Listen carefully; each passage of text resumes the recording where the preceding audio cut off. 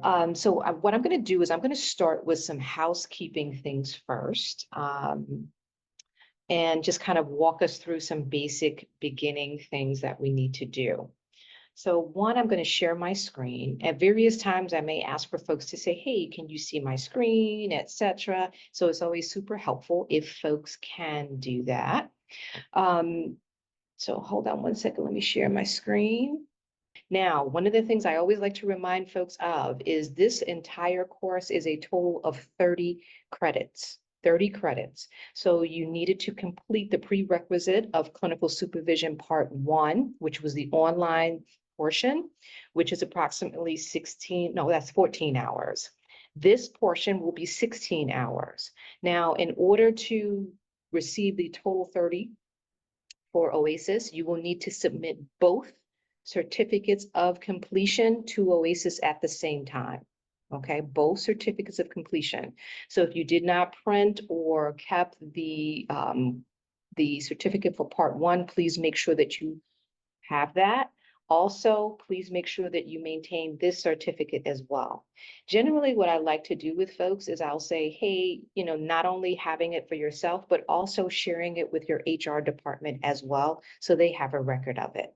It's always good to have that. There are actually some organizations that are asking for this if you are applying for a supervision or a supervisory role. So you definitely want to make sure that you have it. So you have copies that you send to OASAS, you have your copy and in your HR file, okay? And or, your different file. But remember, you have to submit both versions or both certificates in order to receive the full 30. Now, for this particular portion of the course, this is being sponsored by ATTC, which is the Addiction Technology Transfer Center. And really, this is the Northeast and Caribbean version of that. And really what we're doing is we're doing this through an agreement with SAMHSA, right? And this material is copyrighted. So this, we're doing this training through ATTC, but it is also for your OASAS requirements as well. Okay, so the other thing I also want to mention to folks is that ATTC is an amazing resource for folks. It's entirely free. So you should always check the ATTC website because there are always amazing free trainings coming up for folks. So that is a great opportunity to continue to build upon your skills. Okay, so I'm from the Northeast and Caribbean ATTC Center, and the Northeast and Caribbean covers New York, New Jersey, Puerto Rico, and the Virgin Islands. I have not been to the Virgin Islands. I have not been to Puerto Rico, but that is under the auspices of what we cover, okay? And it's HHS Region 2, if I'm not mistaken. So some key things I just want to remind folks of is that language matters, right? Language matters. So we really want to be very thoughtful about using affirming language to promote the whole promise of recovery by advancing evidence-based and clinical informed practices. So we built this training around those practices, but we also need to acknowledge that for us in this particular training space, this learning community for the next 3 days, we want to be very thoughtful about language and how we're using language, etc. And so using that affirmative language is incredibly important. So that's kind of laying the foundation for that. So the other thing, let's do some housekeeping opportunities of housekeeping. This is done, of course, this is a virtual learning space. And so in the virtual learning space, we want to be very thoughtful about limiting our distractions as best we can. We do understand that folks are in a variety of different places and spaces. And so just kind of thinking about what that may look like. When you entered in the learning space, what you noticed is that you were muted upon entering, okay? If you unmute yourself for any reason, please remember to mute yourself back because again, we wanna limit as many distractions as possible. One of the things you agreed to when you came in or when you entered the learning space is to be on camera. So while we understand that there are things that happen that folks may need to come off video, etc., being very thoughtful about, I ask that you be on camera for the majority of this opportunity. It's helpful to not only everyone else in the opportunity or in this learning space, but also when you go into breakout spaces, which there are quite a few of them throughout our 3 days, it's helpful for folks to be able to connect names and faces. Another thing that we want to lean into is the whole process of this is an opportunity to network with folks from a variety of different places and spaces. Now, while this is I'm located in New York City, there may be folks who are from a variety of different places around the state. So this is a great opportunity to network and get to know folks. And that's always helpful to get to know who's doing what, sharing information, etc. So really thinking about expanding the learning community in that way. And one of the ways we do that, besides doing breakout spaces, which you will now know will be called pods, right? Renaming that to pods. What we'll be doing is using the chat as an expansion of this learning opportunity. So as there are things happening in the learning space, you may want to drop something in the chat, etc. You may want to respond to something, etc. And so the chat is an additional function of this learning community, okay?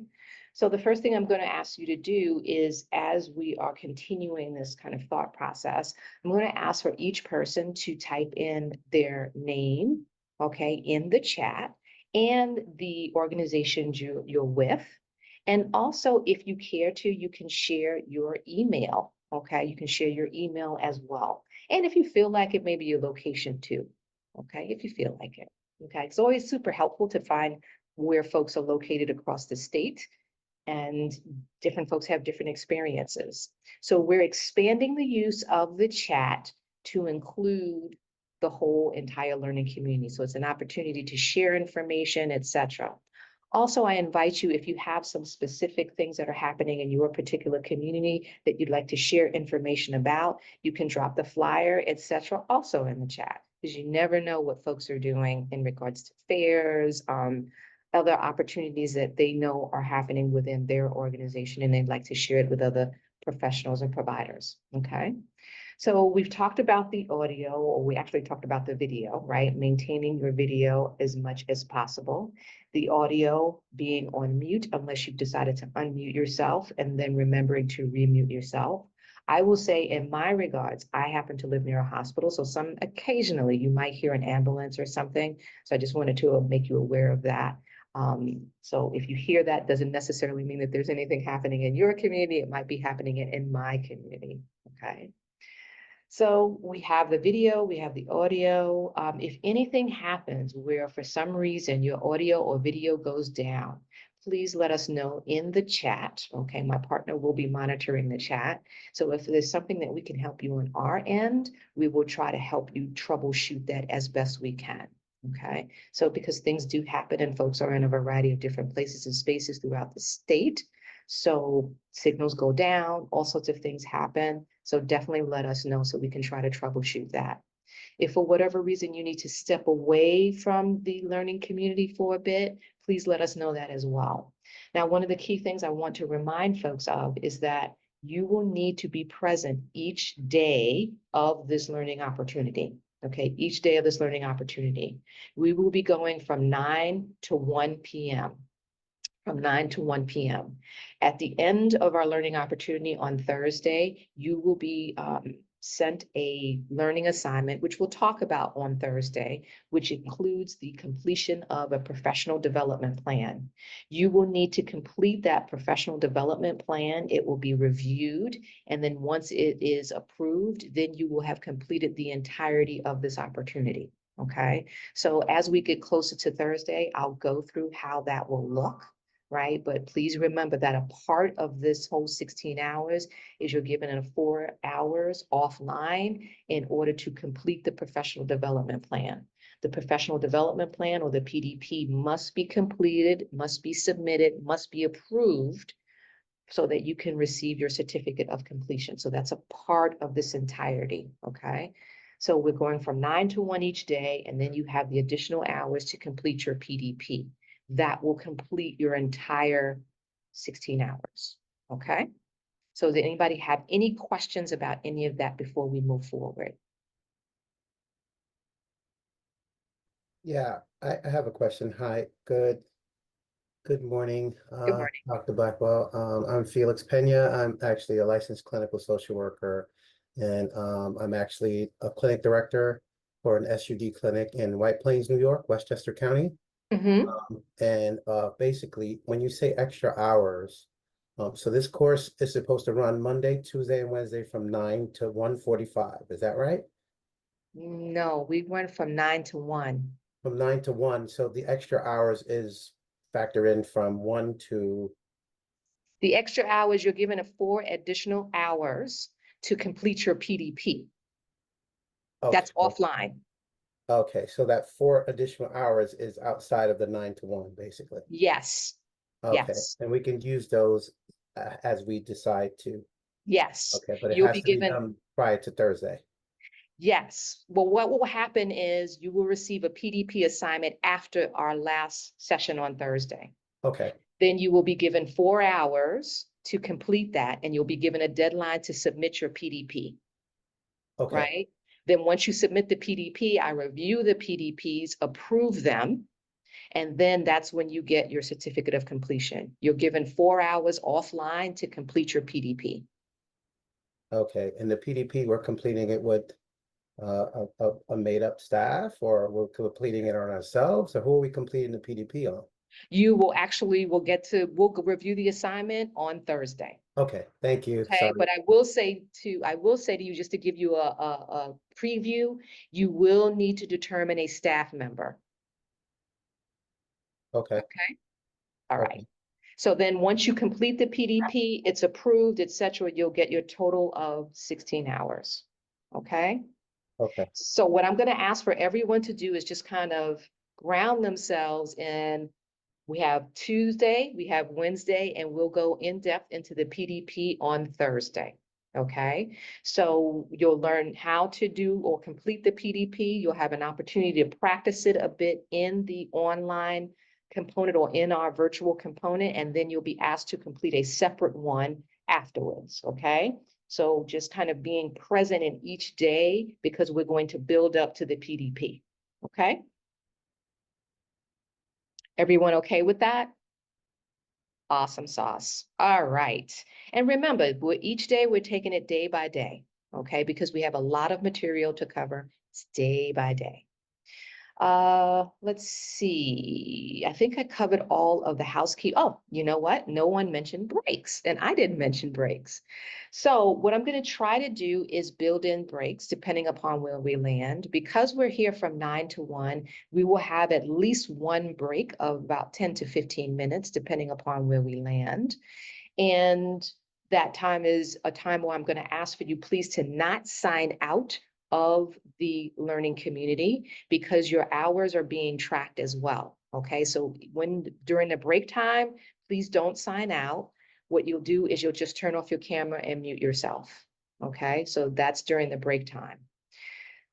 The other thing is you will need to actively participate in the pod exercises, okay? Actively participate. That means that you'll have to be a part of that pod exercise because, of course, there'll be presentations connected to those pod exercises. So you want to make sure that if anything happens, you need to step away, etc., that's communicated, and also that you are aware that in the pods, you need to actively participate because all of this is being monitored for the completion of this particular learning community or this learning opportunity, okay?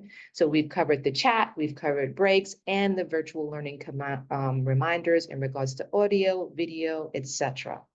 If there is some sort of emergency, and I just want to remind folks of that, any type of emergency where because things happen, life happens. Some of you are at work, etc. Please let us know through the chat, okay? And we'll try to problem solve around that as well, okay? All right. So what we're going to do right now is because this is our first day, we're going to get to know each other, or you're going to get an opportunity to know each other. So what I'm going to do is we're going to spend a little bit of time in your pods, right? Spend a little bit of time on your pods for about 20 minutes.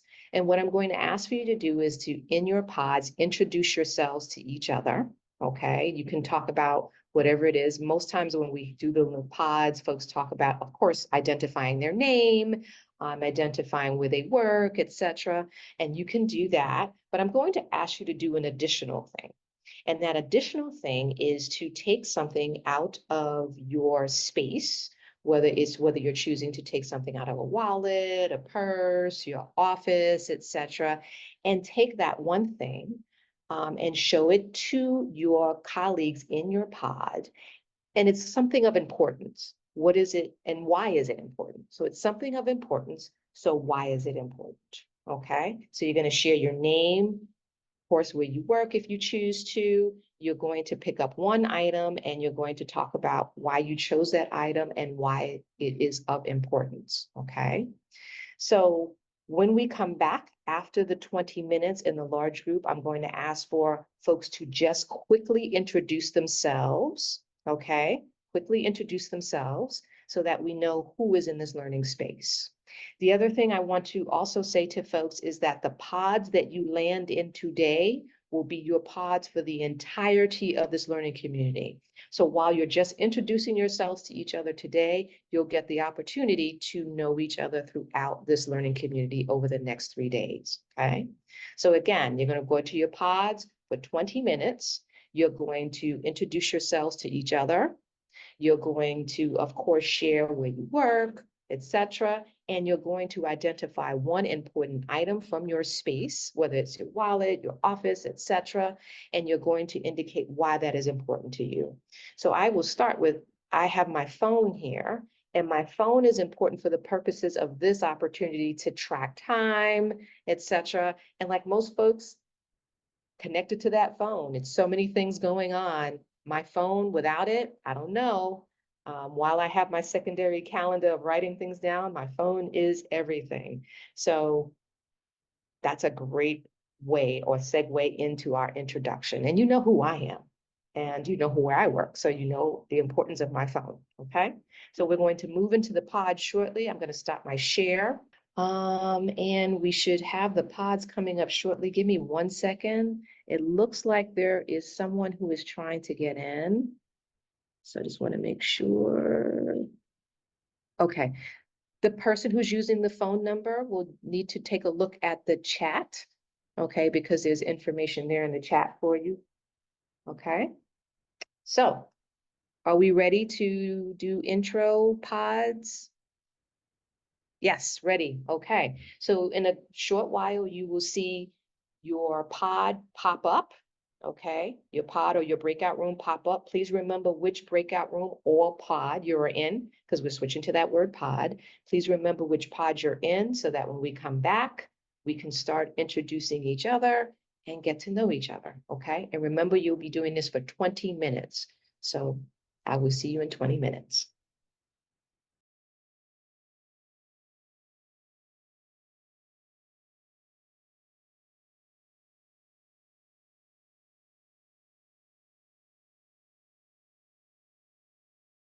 So welcome back, everybody. I hope that you had an opportunity to get to connect to each other. There are, someone was about to say something?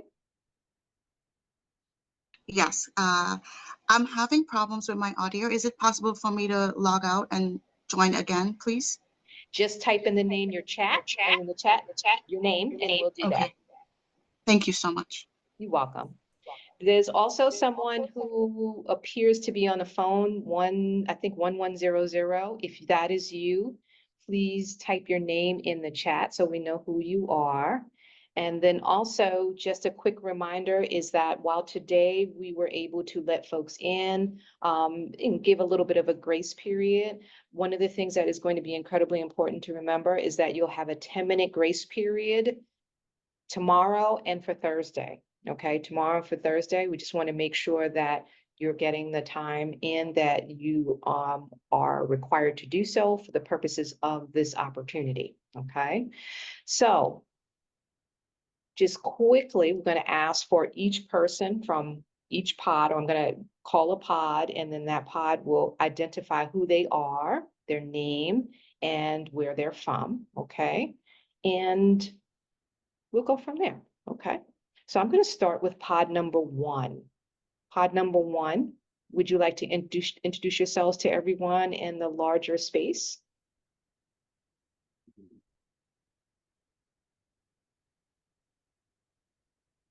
Sure. Hi, my name is Alex Ferris. I was part of Pod 1 with Anna Ellie, and I apologize if I'm butchering that. And Arifa, who is coming back in for the audio issues. And I'm from Kent Youth and Family Services, located outside of Seattle in a town called Kent, Washington. Welcome. Thank you.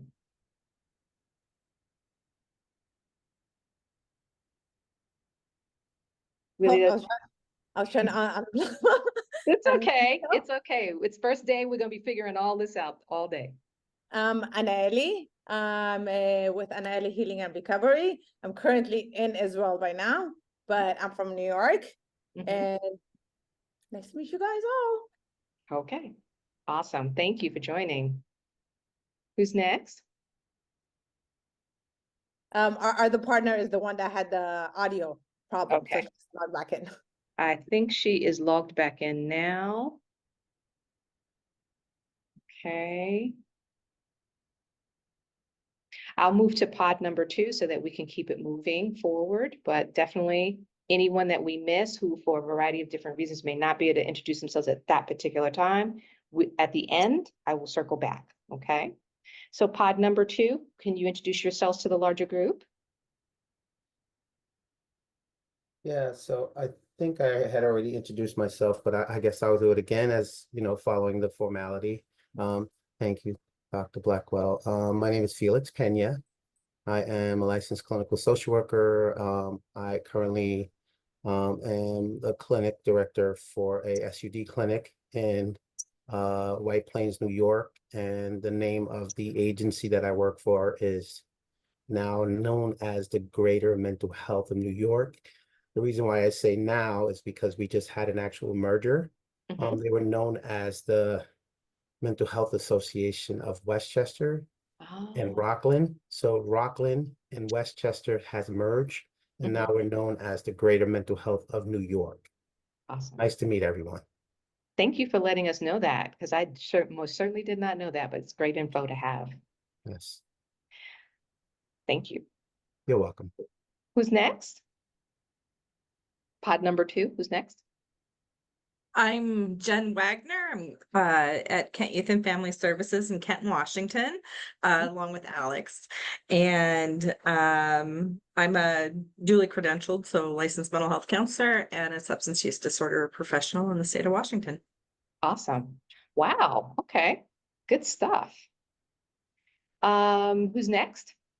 Hi, my name is Ira Turner II. I'm a residential reintegration manager here in Fairview Recovery Services in Binghamton, New York. I'm happy to be here. Thank you very much for having me. Thank you. Thank you. So it looks like we're on pod number 3. Would you like to introduce yourself to the larger group?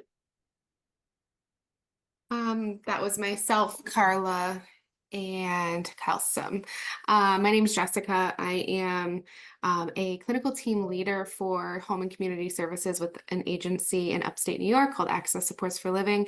I am a licensed clinical social worker as well as a KSAC-T, which is why I'm taking this course so that I can get my KSAC-M. And we work with duly diagnosed folks up here in upstate New York. Awesome. Awesome. Awesome. Awesome. Thank you. You'd like to go next? Hi, everyone. My name is Carla. I'm a KSAC. I work as an assistant director. I'm on assigned behavioral health center. Happy to meet you all. Thank you for having me. Okay. Thank you. Thank you for joining. Who's next?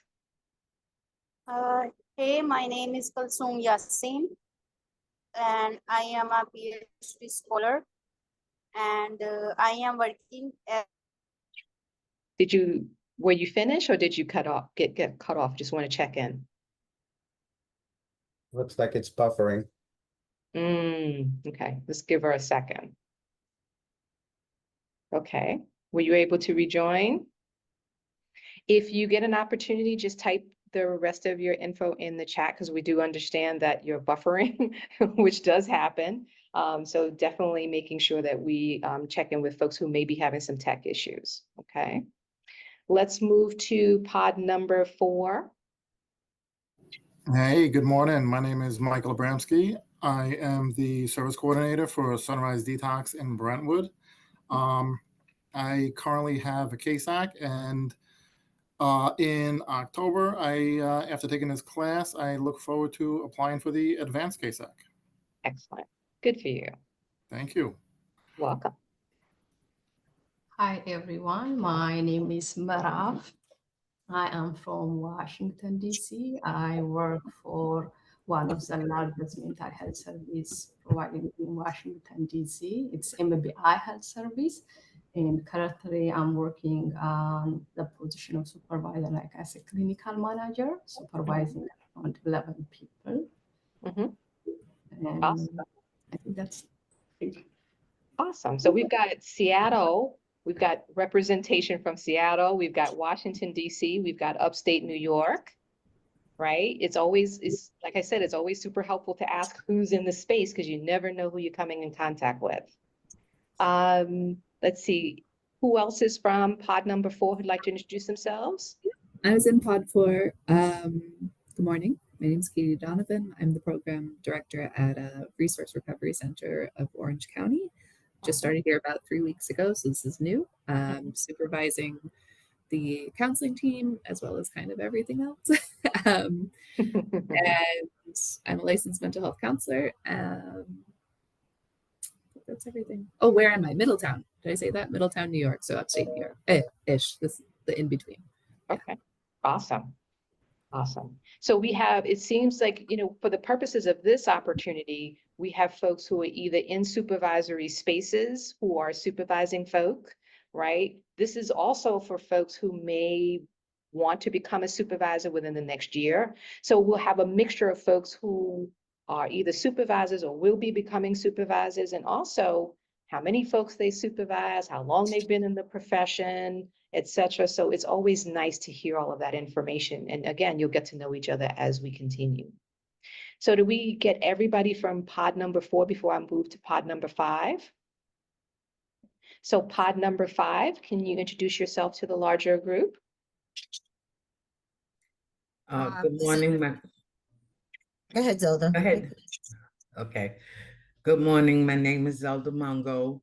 I'm senior counselor for Odyssey House Reintegration Program in the Bronx.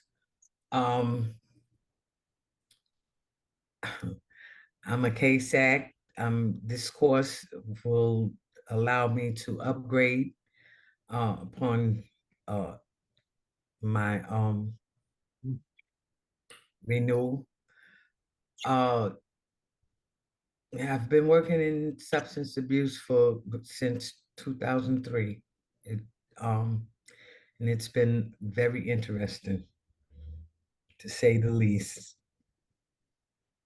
That's one of my favorite words, interesting. It's one of those great words right in the middle. You're never quite sure what interesting means, but interesting is a great word. So thank you. And thank you for joining today.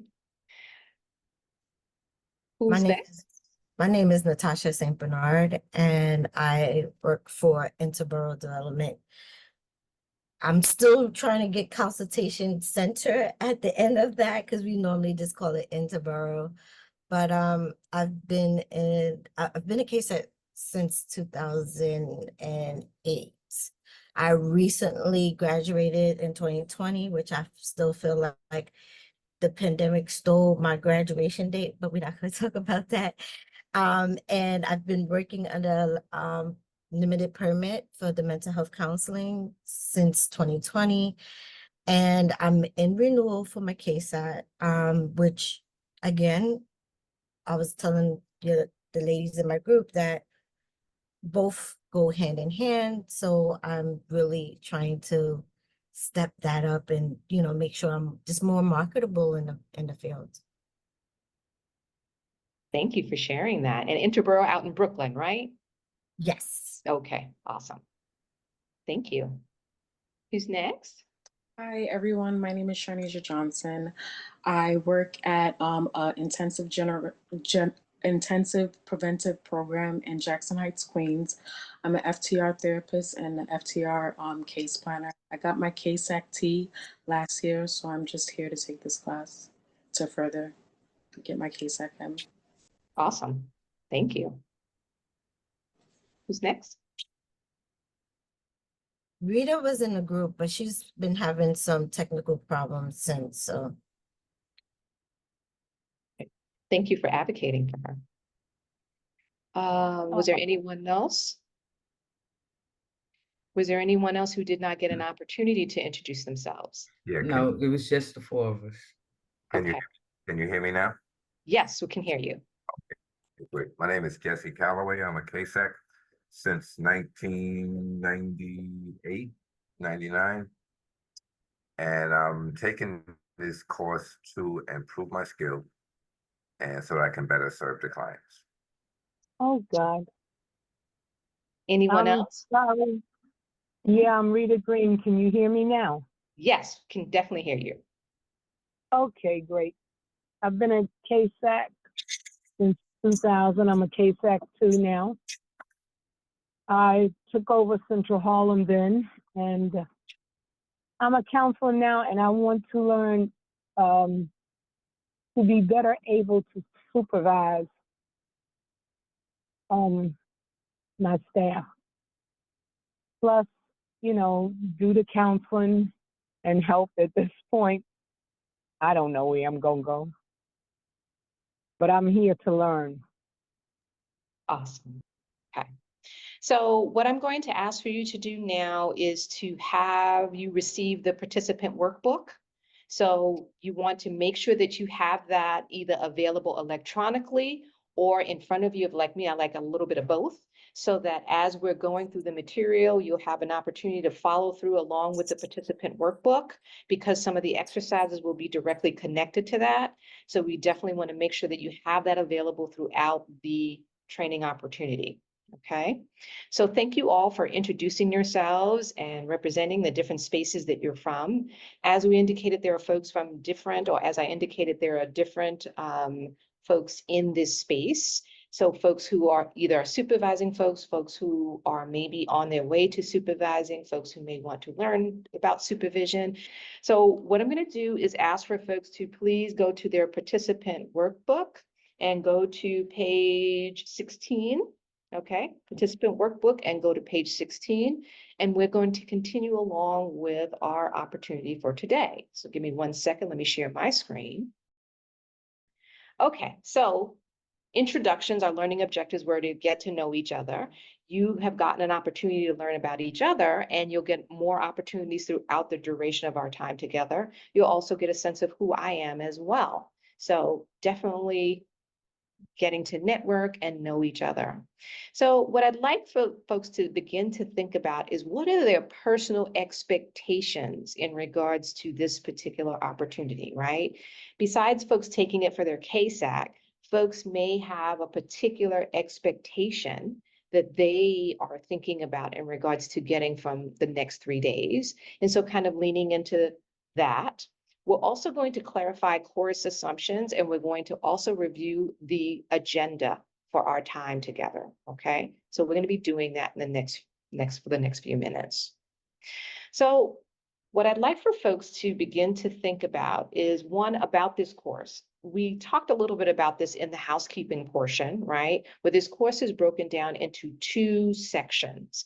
The 14 hours, which is online, and then we have that component, which is a prerequisite in order for you to attend this opportunity, and that was 14 hours. And then we had, you know, the roles, definitions, we had theories and models, we had supervisory alliance, modalities, methods and techniques, counselor development, performance evaluation, contextual and cultural factors, legal and ethical issues, and administrative supervision and leadership were all covered under that online portion, right?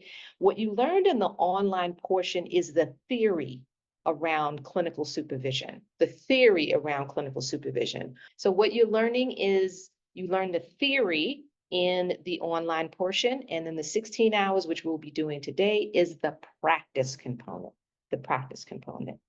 So some of the things that we need to lean into is relational issues. How do we connect with folk, right? How do we connect with folks that we will potentially be supervising, et cetera? We're going to lean into the premise of the direct observation, which is the gold standard of supervision, of clinical supervision in particular, right? Direct observation, and lean into that. It is the gold standard because what we need to do in regards to working with the folks that we supervise is getting real-time data, real-time evidence of what they are doing, right? How they're engaging in evidence-based practices, how they're connecting to folks, et cetera. And one of the ways that we do that, one of the gold standard ways that we do that is through direct observation. There are other ways to conduct direct observation, okay? And we're going to talk about that. Counselor self-efficacy, right? Do we want for folks that we are supervising to feel as if they have self-efficacy, that they are able to do their or conduct their responsibilities, work with clients, et cetera, and feel empowered in that work? Do they feel like they can do the work? And if they are having challenges, I use the word challenges versus issues. If there are challenges that they're having, that they're able to try to work them through and to work with you as a supervisor and or a future supervisor to figure out what working through that looks like, right? We also are leaning into solution-based and strength-based work. That's why the shift in the language is from issues, problems to challenges, right? Challenges, because challenges are things that we can look at, we can overcome, we can deconstruct, etc. And we also want to meet people where they are. Every single person you will come in contact with, either now through your supervision or in the future, has strengths, right? And so we're going to build on those strengths, but we're operating from a space that folks have strengths, and those strengths can be used to problem solve, to develop solutions, etc. Okay? We're also leading into a needs-based approach, okay? Every single person here, all of us at any given time, are in need of assistance, right? And so when we talk about assistance or needs-based, right, what are we talking about? What are we leaning into? What does this particular counselor or supervisee need, right? Do they need to lean more into policies and procedures? Do they need to learn more about evidence-based practices, et cetera? We are all constantly learning, okay? We're all constantly learning. None of us, myself included, have this down pat. And so we're leaning into that premise of meeting people where they are. What do they need from us as supervisors? What do they need potentially in outside training opportunities, et cetera? All of those things we're leaning into.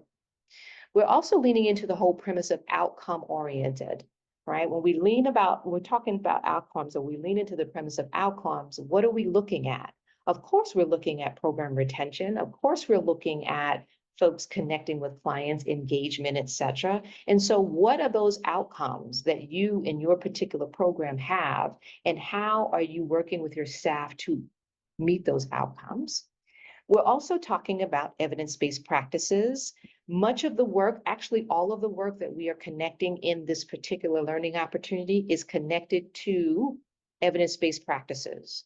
You're going to receive or review a number of tools that you can utilize, and they're all based upon evidence. And we know that EBTs are those evidence-based practices that there is research proving that they actually are effective. And so you're going to be leaning into that.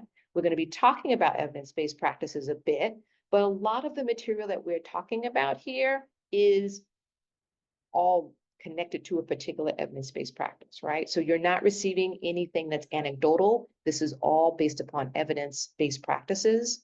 And we're also leaning into the premise of an individualized model. So for this purposes, or the purposes of this learning community, there are two kind of things we want to look at. We want to look at one, that we are individualizing the supervision that we're conducting with our supervisees, right? It's individualized, and there's a variety of different moving pieces that we're going to look at in regards to individualizing their supervision, but also what is your individual model or practice or personal model of supervision, because that's going to guide much of the work that you do. Okay, so we're going to be leaning into some of that as well. And this is located in your participant workbook on pages 8 through 9. Okay, 8 through 9. And so you get an opportunity to lean into this a little bit more. So it's not only you knowing or having the moving pieces connected to what clinical supervision is, what is your personal model? What do you feel connected to? That's one. Two, are you also individualizing your supervision with each of your supervisees? Okay, much like that parallel process that we do with clients, individualized care with our clients, individualized supervision with our supervisees. Okay. So about this particular section, okay, as I mentioned earlier, this is the practice component. So we're going to be doing 12 hours on Zoom, and then you have a homework assignment or a practice assignment. Let me reframe that, because for some folks, homework is like, oh, we in school. We are actually in a learning opportunity. So the practice assignment will be the professional development plan that we will talk more about on Thursday. You should have received a copy of that. If you have not, we will make sure that we get that to you, because you'll need it for the purposes of your practice assignment. So for the purposes of this learning opportunity, we're going to be leaning into 7 particular sections, okay? And this is located on page 4 of your participant workbook. So we're going to be talking about roles and definitions, the personal model of supervision, which I mentioned, you kind of sussing out what your personal model of supervision is. We're going to be leaning intensely into the supervisory alliance, right? So when we talk about that parallel process of working with clients, with individuals, consumers, however that is identified in your particular space, we have a therapeutic alliance, right, with our clients, our counselors, case managers, et cetera, have a therapeutic alliance with clients. We're talking about the supervisory alliance, right? The alliance that you have with your supervisees or will have with your supervisees. So we're going to be leaning into that. We're going to be talking about modalities and methods. We're going to be leaning into some assessment resources, because an important component of this work is to be able to assess and evaluate your supervisees. Okay, we're going to be talking about performance evaluations, and then we're finally going to be leaning in part 7, counselor development. So we have 7 modules to cover throughout our next 3 days. Okay, 7 modules. Okay. So before we get into roles and definitions, what I'd like to do is ask folks to just kind of take a moment and share what are some of their thoughts around what they'd like to get from this learning opportunity. So anyone who's willing to share, please unmute yourself and share it with us if you feel comfortable.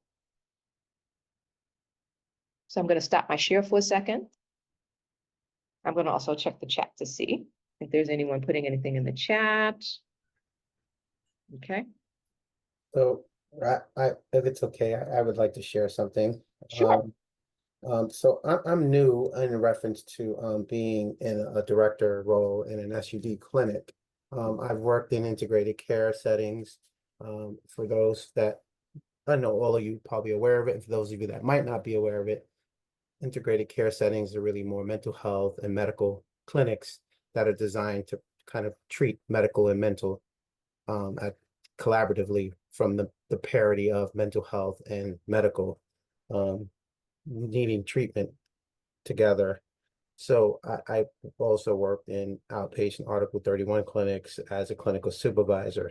However, now working in CASAC, I noticed that the credential of the CASAC-T, the credential of becoming a CASAT-M, it's all requirements in working in a CASAC.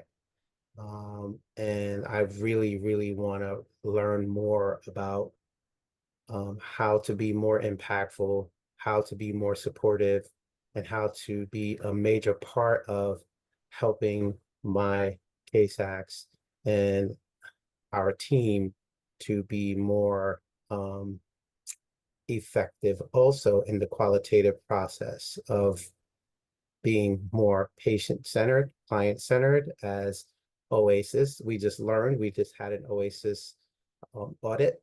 My second month in the director position, yes, I had an audit, which was interesting.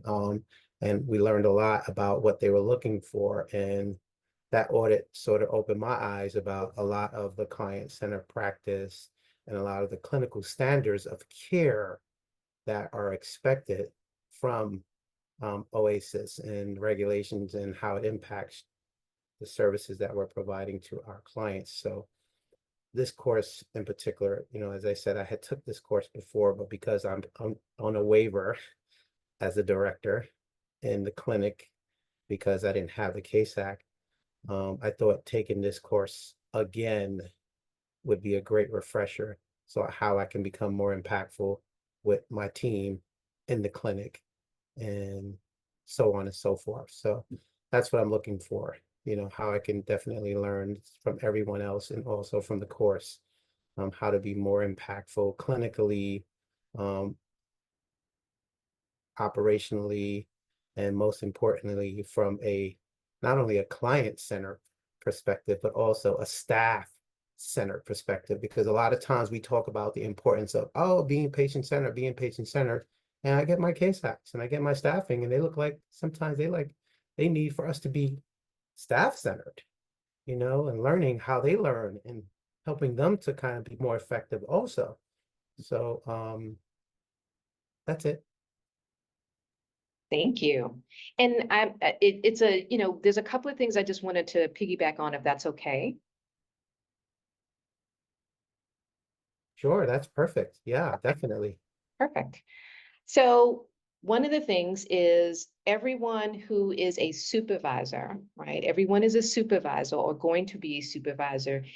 Really, it would really bode well for you to go to the OASAS website and pull up those audit tools so that you know the regs, etc., and pull those up and really embed them in your practice. Okay, it's super helpful to know because they're available. It's super helpful to know for your particular program, the policies or the regulations that guide your particular program. And also, I always advise folks, look at those audit tools, because when OASAS comes in, or any credentialing or licensing body comes in, they use those audit tools. And so as you begin to lean into your practice, right, and assist your supervisees, I always advise folks to use those audit tools, because it's super helpful for one, not only for you to know, but also your supervisees to know what OASAS or anyone else will be coming in when they come in and what they will be looking for in regards to documentation, policies, etc. So utilize all the tools at your disposal. Okay. Two, the other thing that's super important is this is about working with your staff. Right? Working with your staff. There are so many opportunities or so many other learning opportunities where you learn how to work with clients, or you lean into how to work with clients through a variety of different practices, etc. This is about providing that support to your staff. Okay, so really leaning into how do I become, or how do I refresh myself around being the best supervisor that I can be. Okay, so we always need to remind ourselves of that.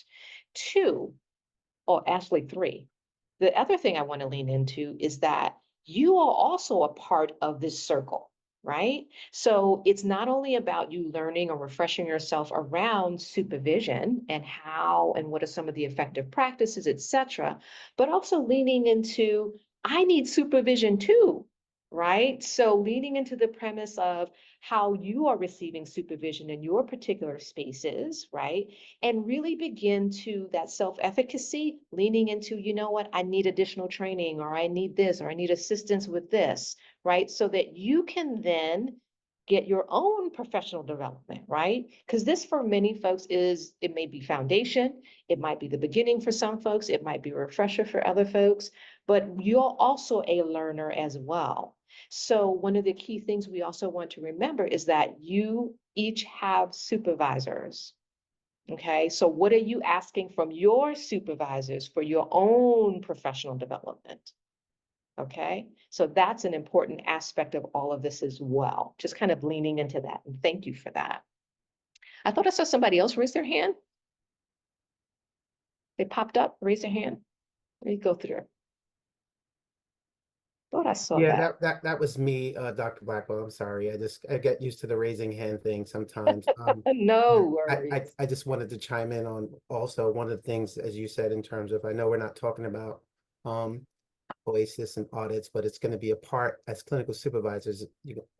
We're all going to learn that it's going to be a part of your practice as a clinical supervisor to really your day in and day out obligation is to ensure that everything that you're doing is also following the OASAS regulations, et cetera, et cetera. But what I learned, I just want to mention one thing also I learned in the OASAS was that they kind of brought the importance to us in terms of the populations that we are treating, what are considered priority populations now. And we learned this because we didn't realize that they were going to actually ding us on this, but they asked us, what groups and what services do you have in place to actually work with these priority populations, which would be like the reentry populations, people coming home from prison, the pregnant women population, these are called priority populations, people that actually are also actively using drugs and so on and so forth. And we were like, and then they were like, also family members of people that actually use drugs. What do you have in place for these people? And we were like, we did have some groups and some things in place, but it really just pointed out the importance of us making sure that we have these kind of things in place for these priority populations they called. So just thought I'd share that with you and the rest of the class. Absolutely. Absolutely. So it's, of course, knowing the regs, really leaning into them, thinking about it with your staff, and also the recognition that OASAS and other licensing and credentialing spaces I'm going to say licensing and credentialing spaces also have expectations around supervision.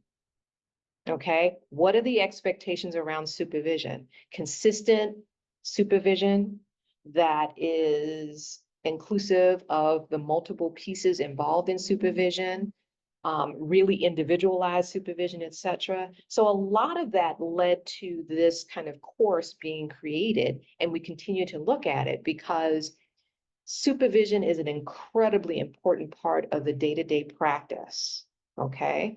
It is an incredibly important part of the day-to-day practice. And so how do we do that? How do we support people who are providing supervision?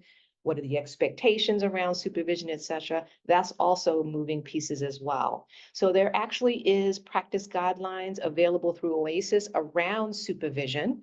So you definitely should take a look at those as well, okay? So you want to make sure that you have all of the tools at your disposal in regards to clinical supervision and how do you conduct it, et cetera. All of that is incredibly important. I think I saw one more hand pop up, so I just wanted to make sure I was respectful of that. Was that someone who wanted to comment? I think it's my hand. I'm not sure, but I think it is. Okay. I didn't get a chance to introduce myself either because I logged out. My name is Arifa Roban and I live in New York City. I've been a CASAC for maybe 10 going on 11 years. And I recently obtained a doctoral degree in leadership psychology. I think what I'm more curious of about this program training is learning the different roles of a clinical supervisor. And often we think that the supervisor has one role, but it has several roles. You're the evaluator, you're the coach, the mentor, the teacher, the consultant. And so I'm eager to learn throughout this process and to gain better insight to work with not only the counselors, case managers, but most importantly, the patients. So I'm very excited about this process. Awesome, thank you.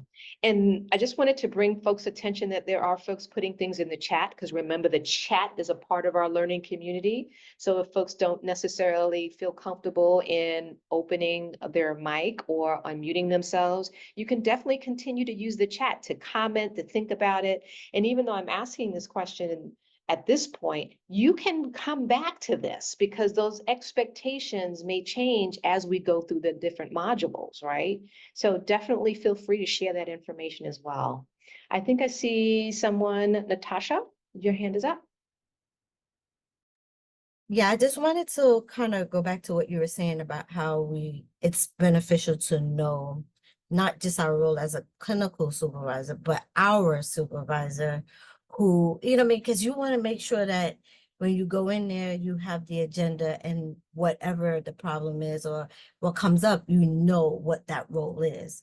And as I was, going through the first foundation of it and knowing that there's mentors there, consultant, like it's also okay to be flexible in those roles because, your staff will come in with one thing, one problem, and you may be going into this role, but then you need to shift. Just like when we're meeting clients, right? We will be using CBT, but then the client just need MI, right? So I think it's very important, like you said, to kind of be able to know what your role is, what your supervisor role is, because we all going to be in switching seats. So I wanted to really have comment back on that.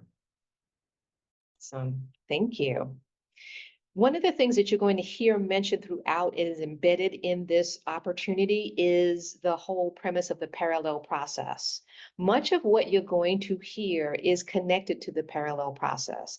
That parallel process between counselor and client, consumer, whatever the name is. And we're going to use clients just to keep it just consistent throughout this opportunity. So that is the client and the counselor.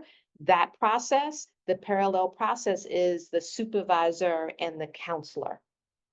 Okay, so it looks very similar. As we continue to unpack this, it's going to look incredibly similar. So that parallel process. There was something else I wanted to say as well. Oh, while we are going to be focusing on the whole premise of clinical supervision, really we're talking about supervision, right? Because when we think about clinical supervision, right, there's the administrative component and there's a clinical component, and there's so much embedded and under that, right? So even though we're talking about clinical supervision foundations, we're talking about supervision as a whole. We are also, with the recognition, while we're talking about supervisees, we are not necessarily only talking about CASACs, right? We're talking about anyone that we would be providing supervision for or with in the substance use disorder environment, right? So that could be a counselor, it could be a case manager, it could be a SERPA, it could be any number of different folks, because we know we have multiple disciplines who are embedded in OASAS spaces, right? So we're going to lean into that a little bit later in one of our modules, probably tomorrow or Thursday, where we really start to lean into those basic premises that everyone needs to understand addiction, etc. Because whether you're a doctor, whether you're a social worker, whether you're a CASAT, etc., anyone who is employed or working in these spaces need to have basic understanding of particular factors such as addiction, etc.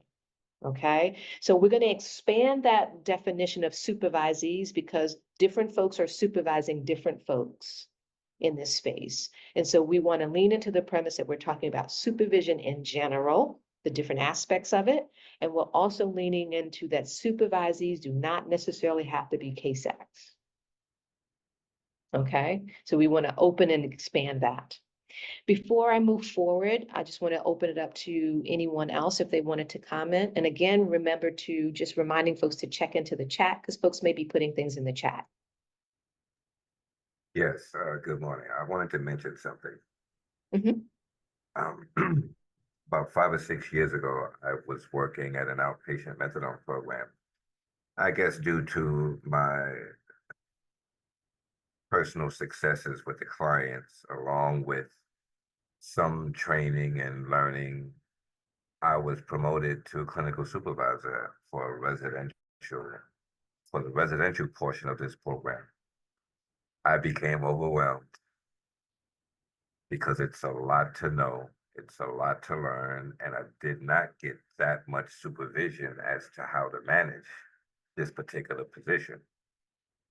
So I'm particularly grateful for this opportunity to learn more about it, just in case, so if and when I become a clinical supervisor again, I'd be much more prepared for what's ahead.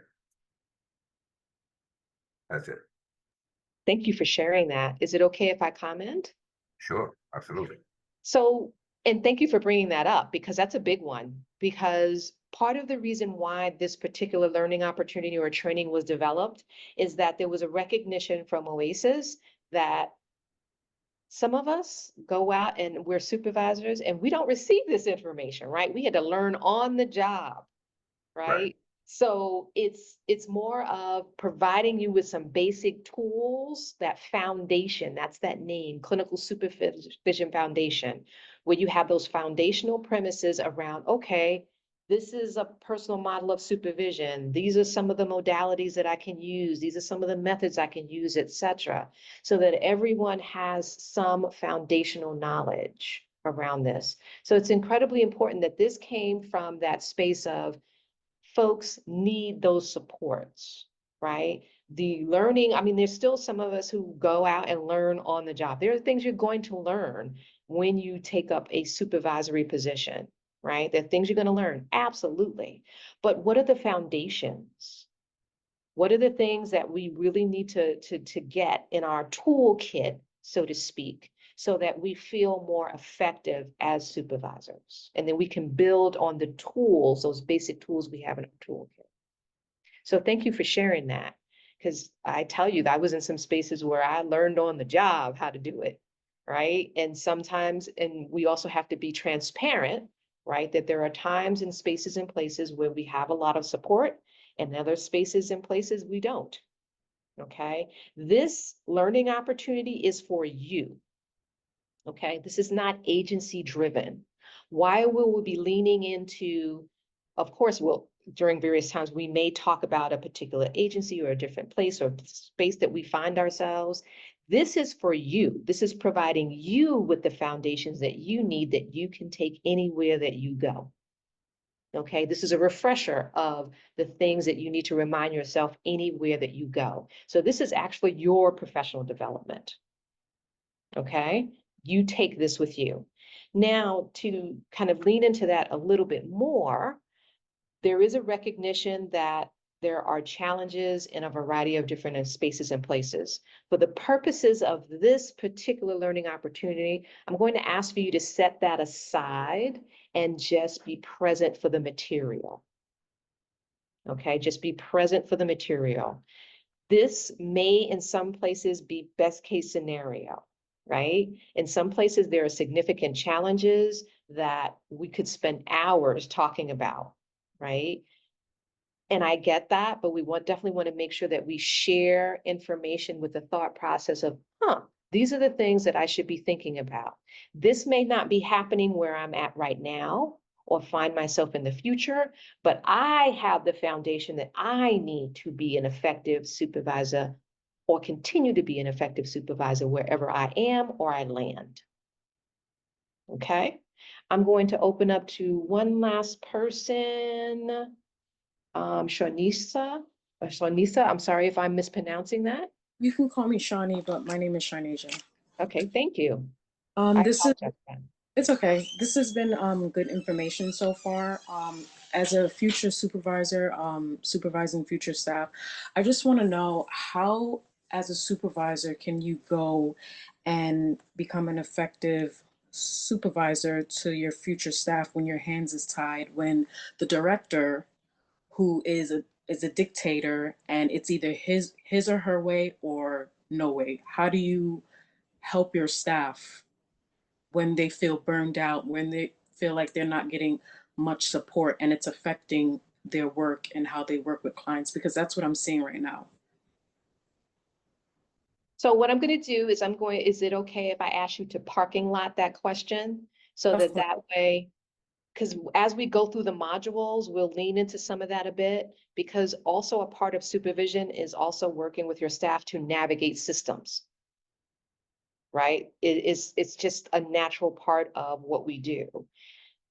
The systems that we navigate and other folks navigate are sometimes extremely challenging.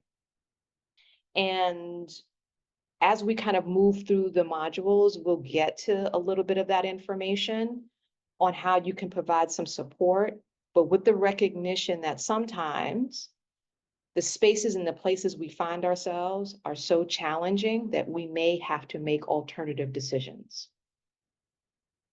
And I'm going to kind of leave it with that space. Okay. So we're definitely going to lean into that a bit throughout the purposes of this learning opportunity, and hopefully provide some of that material, but definitely continuing to lean into the foundation. Someone actually gave you some kudos and said, great question. Okay, great question. Okay. All right, so we are at 10:33. Are folks feeling like we need to take a break before we move into module 1? Yes? Okay, so let's take a 10-minute break, and then we're going to come back and hit module 1. We will more than likely cover module 1 and module 2 today and start with module 3 next week. Not next week, tomorrow, but we'll see where we land, okay? So I'll see you in 10 minutes. Please remember, do not sign off, just mute yourself and turn off your camera. Okay, I'll see you in 10. So welcome back, everyone. I hope you had an opportunity to take a breather, ground yourself, get a cup of coffee, water, whatever it is that you needed to do, because we all need to take care of ourselves throughout any learning opportunity that we are in, okay? We always need to take care of ourselves. So we're going to move into module 1, okay? I spend a lot of time in the intros and kind of hearing where folks are landing, et cetera, because you're going to be spending quite a bit of time together. And so it's always super helpful to help build that engagement, build that alliance, so folks feel comfortable in the learning space. While generally we tend to do this training in the past, we've done it in person, because we've gone into the Zoom world, the virtual world, we want to make sure that folks feel that connection, even though they are in their own individual spaces, okay? So hopefully folks got an opportunity to take a breath, and we are going to move into module 1, okay? So let me share my screen. So we're going to be going into module 1, and this is the roles and definitions, right? Roles and definitions module. Again, we're going to be covering 7 modules throughout the course of this learning opportunity. So definitely make sure that you have your participant workbook available. I will be covering a lot of information, but I also will be covering information, or I won't be covering information that is available in your participant workbook. So definitely take an opportunity to go through it in your free time, okay? So let's talk about roles and definitions. And we leaned a little bit into this in the intro when we were talking. And so the learning objectives for module 1 are to define the primary goals of supervisory practice, identify discrepancies between ideal and current practice, analyzing or beginning the analyzing your own supervisory practice, and identify barriers to balancing roles and responsibilities. Now, while we will be covering a great deal of material in this learning space, we will not be able to cover everything, every moving piece as it relates to supervision. So you will be analyzing your own supervisory practice throughout our learning opportunity and beyond. Okay, because it's a dynamic process. The supervisor or the supervisor you are today may not be the supervisor you are 2 years from now, okay, and vice versa. Okay, so we want to make sure that that analyzing of your own supervisory practice is something that's ongoing. For folks who, this is a refresher, it's reanalyzing, re-leaning into that. And for folks who are going to be a supervisor, trying to carve out and begin to figure out what your supervisory identity is going to look like. Okay, so that's all a part of this learning opportunity and beyond. Okay, so I'm currently on participant a workbook on the page number 12, so folks can be centered on the material where I'm landing. Okay, so this is on page 12 of your participant workbook. So what I'd like for folks to do is turn to page 13 in your participant workbook, and you will see a definition for clinical supervision. And that is directly from the competencies for substance abuse treatment clinical supervisors. That's the TAP 21A. Now you have the TAP 21A, the TAP 21, which are both connected. That's the addiction counselor competencies. And this is the 21A, which is the competencies for supervisors. I strongly suggest that you have both of them, okay? Because they're both amazing tools in order for you to have. One, because as you're beginning to work with folks who are engaged in care, right, knowing those competencies which are directly connected to the core functions, right, are incredibly important.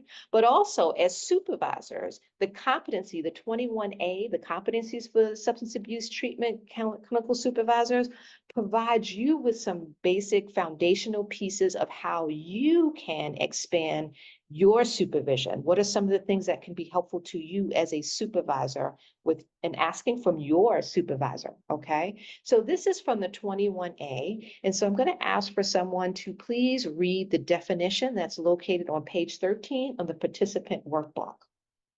Can someone volunteer for that? And if you are, you can unmute yourself. I can do it. A social process occurring over time in which supervisor participates with supervisees to ensure quality care.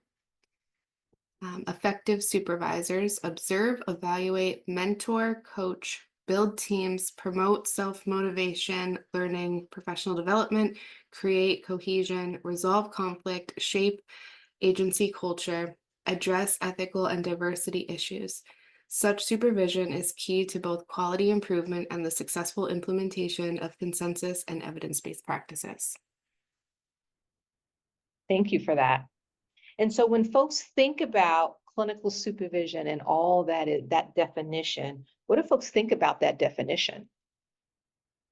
Sounds like a lot of different things that we're actually being held accountable for, and how it actually in practice, in a clinic, you have so many different, variables and so many different, items that you're working on with clients and also with staff. And it's just not an easy task to accomplish, as, as a clinical supervisor, let alone as an actual staff as well. So sounds like a lot. Absolutely. Absolutely. Other folk? Sounds like a parent. Okay. And can you provide a little bit more context for that? So yeah, I mean, I transitioned from a counselor to the position that I'm in currently about a year ago. So I was at a peer level, and now I'm supervising a lot of the team members that I used to work with side by side, and it's been a transition. And through supervision, I've learned that when moving from a peer to a supervisory position, I've applied the skills that I used to apply to working with patients. I'm learning and beginning to apply to the staff as well. I think it's a lot more weight on my shoulders for not necessarily keeping peace between everybody, but navigating challenges on how to develop each individual to further their own skills to navigate challenges between other staff members and patients as well. But I mean, at the end of the day, pretty much all of those categories, so far the class is great. It's been able to put clinical words and different definitions to the things that I currently do and things that I am going to learn moving forward as well. But the observing and assessing, evaluating, mentoring, coaching, building teams. I have a whole bunch of new techs that are coming on, and they're a little ego driven. Some of them are humble. A lot of them are bickering at each other from time to time. But what I'm doing in that moment is doing my best to educate them, build their own self-efficacy, humble some of them, and create a cohesion. And we just started this Observe Smart, where they have a tablet and it picks up a beacon that the patient wears to ensure patient safety. And as a team, they have to be 98% to be in compliance. And rather than me continuing to encourage everybody and practice their time management, I'm working on getting some of the team members to, build competition and encourage the other team members. It takes off some off of my plate as well. Absolutely. Absolutely. And different tools work with different teams, with different folks, etc. And so this is really about leaning into what does all this look like? And I think the key here to remember is that a clinical supervisor has multiple roles. Multiple roles. It's not just kind of sitting down and just talking with folks. Having that conversation with folks can look different ways. Okay, it can be a mentoring, it can be teaching, it can be a variety of different things. And so when you think about you as a supervisor, where you are now and where you would like to be, embracing the thought process or re-embracing the thought process that it is encompassing of multiple roles and responsibilities, right? And what does that look like? And what role do you need to strengthen and work on your own professional development and feeling comfortable with? Okay, so it's kind of leaning into that whole premise of what this is all going to look like. And we talked about that from the beginning, multiple roles. And it also talked about in the online training as well, the different roles of clinical supervision. Okay, other folk, anyone else would like to respond before I move forward?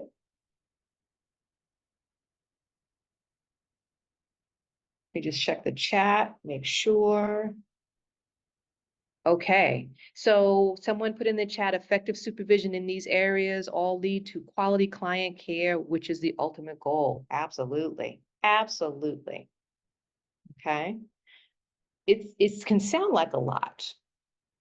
It can be a lot, but it is also something that all of you are capable of doing.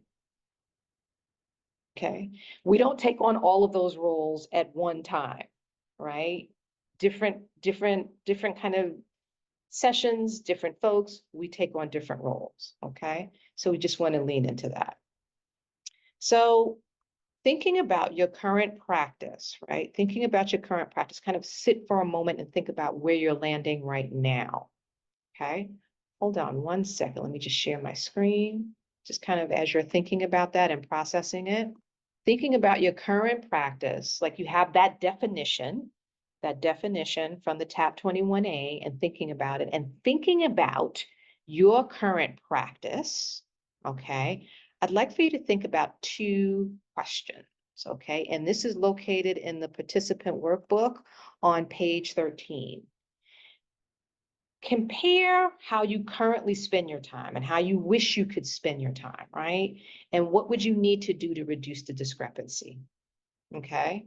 Because for each of you who are currently supervisors, right? Some of you do more administrative work during your supervision. Some do more clinical work. Some have one role versus another role that they seem like they lean into, etc. This can happen in a variety of different ways.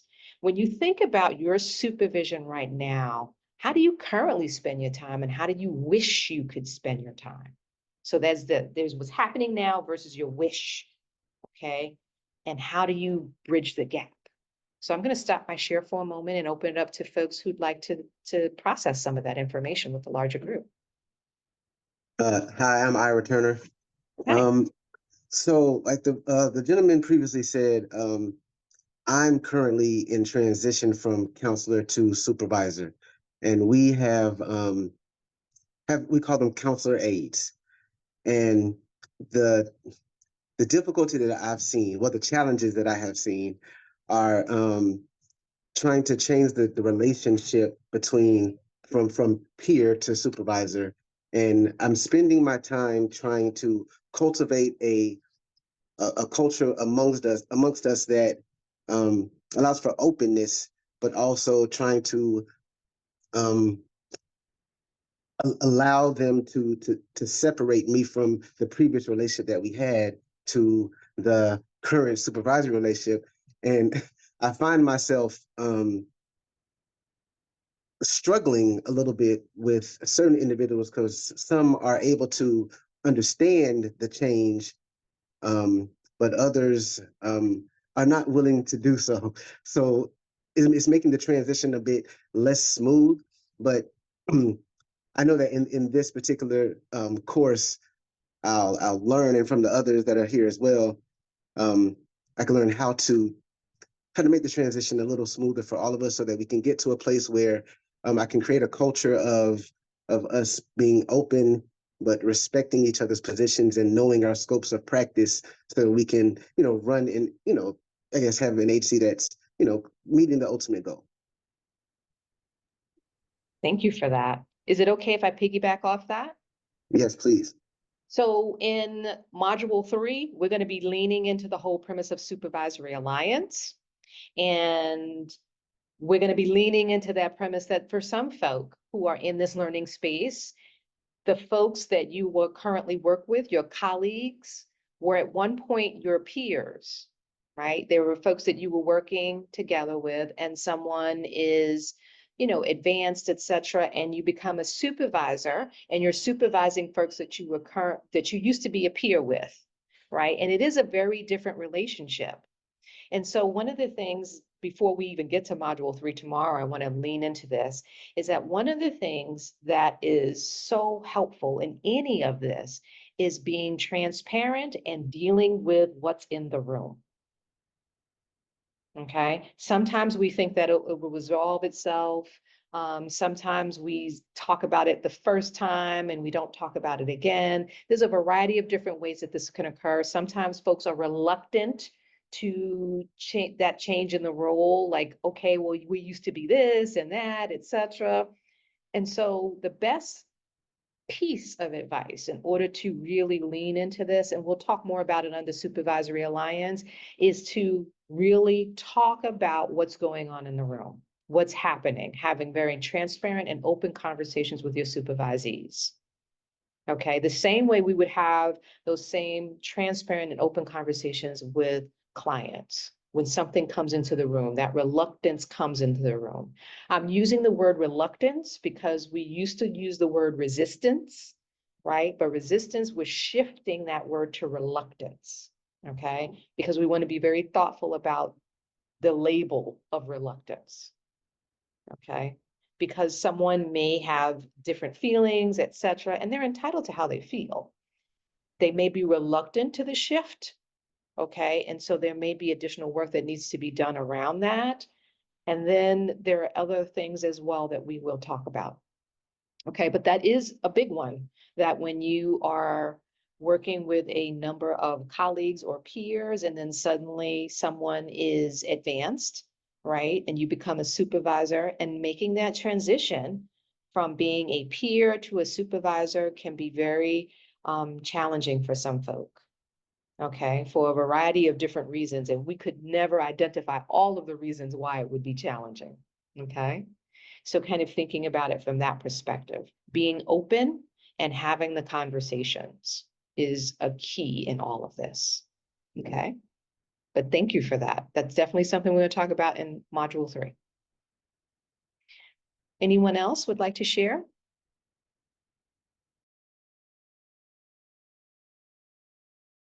I'm just touching on the chat. And if folks, as you process this information and we get an opportunity to revisit, because at the end of each module, I'll ask if anyone has any questions or any insights they'd like to share. You'll get an opportunity to do that. Because some of this is just, you're being hit with these questions, right? And they're not questions that you can answer necessarily at this time. It requires some processing for some folks, et cetera, and really beginning to think about it. And for some folks, it's beginning to think about it. For some folks, it's revisiting it. So it's okay if you like, oh, I don't know how to answer that. It's okay. It's okay, right? So should I move us forward, or would anyone else like to provide or share their insights? Yeah, I just wanted to mention about Mr. Turner's concern, and he's 100% right. Sometime when you go from being a peer to supervisory position, sometimes the relationships can be a little frayed, and some people may embrace your advancement, others may not. but it's still a challenge. So I get you. I understand completely what you're talking about. That's different. Absolutely. Absolutely. And again, we're having this conversation over a few hours, right?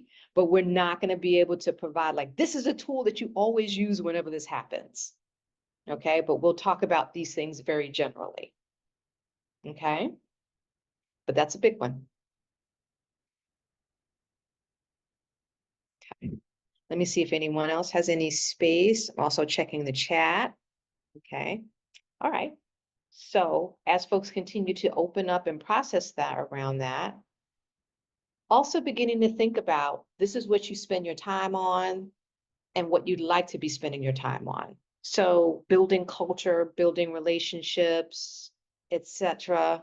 And you find yourself spending time more on doing other things, kind of figuring out and planning for yourself how you're going to bridge that discrepancy is also a part of this conversation as well.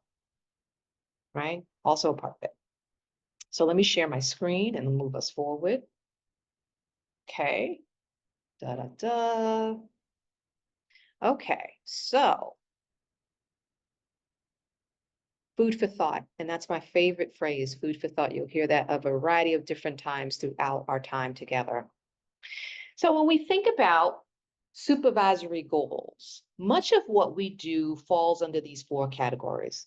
As a supervisor, or as a, those four supervisory goals or supervisory goals that we have in mind, much of what we do will fall under either promoting professional growth of the individuals that are under our supervision. Of course, protecting the welfare of clients, right? Client care, safe client care, effective client care is also a key important part of, or a major part of what we do as supervisors. Also monitoring counselor performance and empowering counselors. Okay. Now, a part of our supervision is monitoring counselor performance. How do we do that? Okay. Of course, we have performance evaluations that we utilize in our specific organizations. And we have a module which we're going to lean into that a bit more around module 6.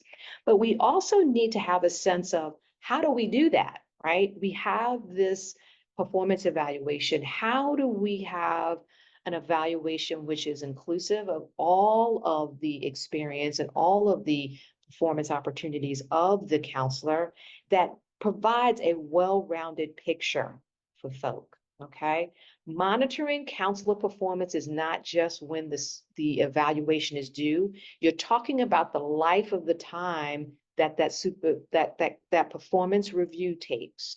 Many performance reviews happen within 6 months or a year, etc., or 3 months if it's a probationary evaluation. You want to be able to talk about all of that in a way that makes sense. And so the way that you do that is providing consistent supervision. Okay, because if you're providing consistent supervision, you're doing direct observation, etc., you're able to pull in examples of counselors' performance so that when you're doing the performance evaluation, they may see something that happened 3 months ago, 6 months ago, 9 months ago, etc. Okay, so performance is the life of the evaluation period. So we're going to lean into that as well. Also empowering counselors. Okay, we're using the word counselors. Do we want folks who actually are autonomous, who are able to quote unquote problem solve, develop solutions, etc.? Or do we want folks who come to us for everything? Okay, we really want to be thoughtful about the type of supervisor that we are aiming to be, that we want to be, right? So when we talk about our supervisory goals, we're leaning into all of this, and this is on page 13. So again, it's promoting professional growth of the folks that you're supervising, protecting the welfare of clients, monitoring counselor performance, and empowering counselors. Okay, those are our main goals.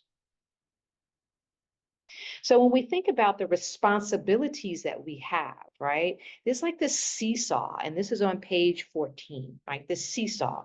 We have clinical supervision, we have administrative supervision, and we have the evaluation component, right? And that's the seesaw. That's balancing all of this. So when we lean into clinical supervision, we might be identifying needs, we might be instructing, providing feedback, connecting with the counselor or empowering the counselor. That comes under clinical supervision along with evidence-based practices, teaching, etc. And then of course we have the administrative component.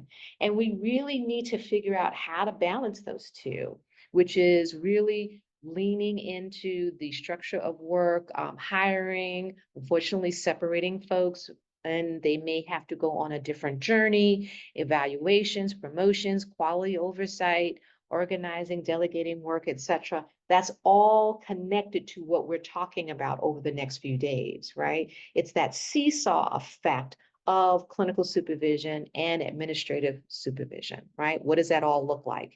And the evaluation is us leaning into what that all looks like and really trying to balance it. For some folks, sometimes they feel like they're doing more of the administrative piece and would like to spend more time doing the clinical piece. So if you find yourself doing a lot of work around documentation and charting, etc., you'd like to spend more time leaning into evidence-based practices, leaning into really giving feedback, etc. And so those are things that you will have to navigate, okay? Things that you will have to navigate so you can provide that kind of really structure that's solid, that inclusive of both of these activities or both of these types of supervision. So when we talk about the roles of a clinical supervisor, this is also lending itself to what you learned in the online portion. There are multiple roles that help you to balance what this all looks like. We have teacher, which is the actual teaching component, right? Coach, mentor, evaluator, and consultant, right? Those are all roles of the clinical supervisor, all kind of mashed up and captured in what we do with folks, okay? I want to ask a question. Do folks, when you think about these different roles, can some folks share with us some information on what they find themselves doing more of? Okay, being a teacher, being more of a coach, a mentor, a consultant, with the current kind of space that you find yourself now, what role do they find themselves taking on more in the spaces that they're in now? So I'm going to stop my share for a second.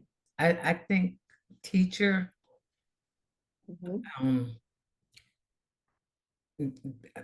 I find myself teaching, well, it actually is part of my job, to like different systems, how you know, the documentation, how to enter, different different things into the system.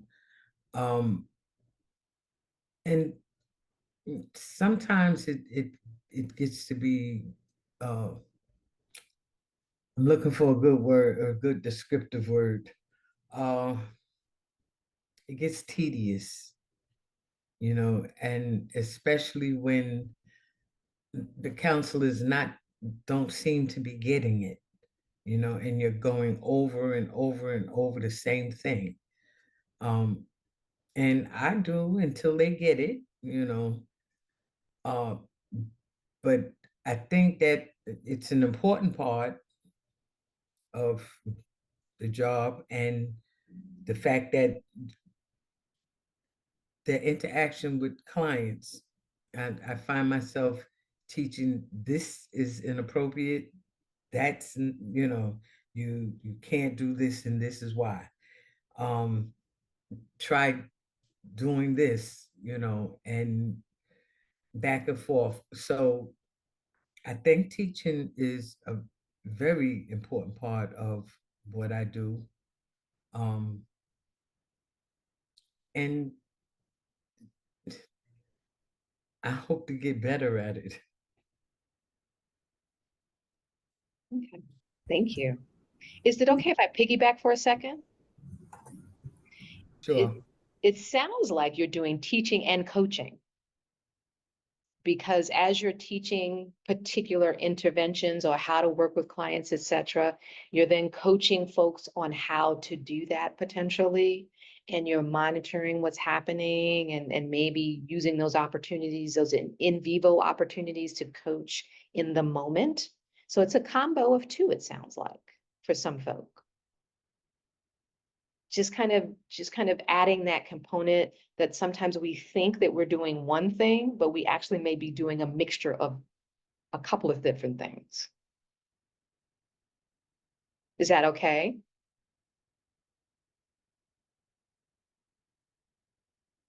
Yes. Okay, cool. I see that somebody had their hand raised, but I'm also going to go to the chat because someone typed something in the chat.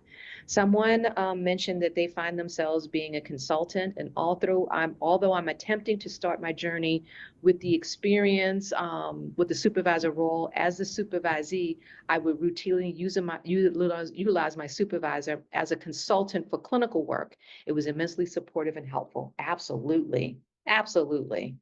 And someone also mentioned, to my current transition, I see myself as a coach and mentor when I'd like to be more of a teacher, consultant, and evaluator as defined in the text.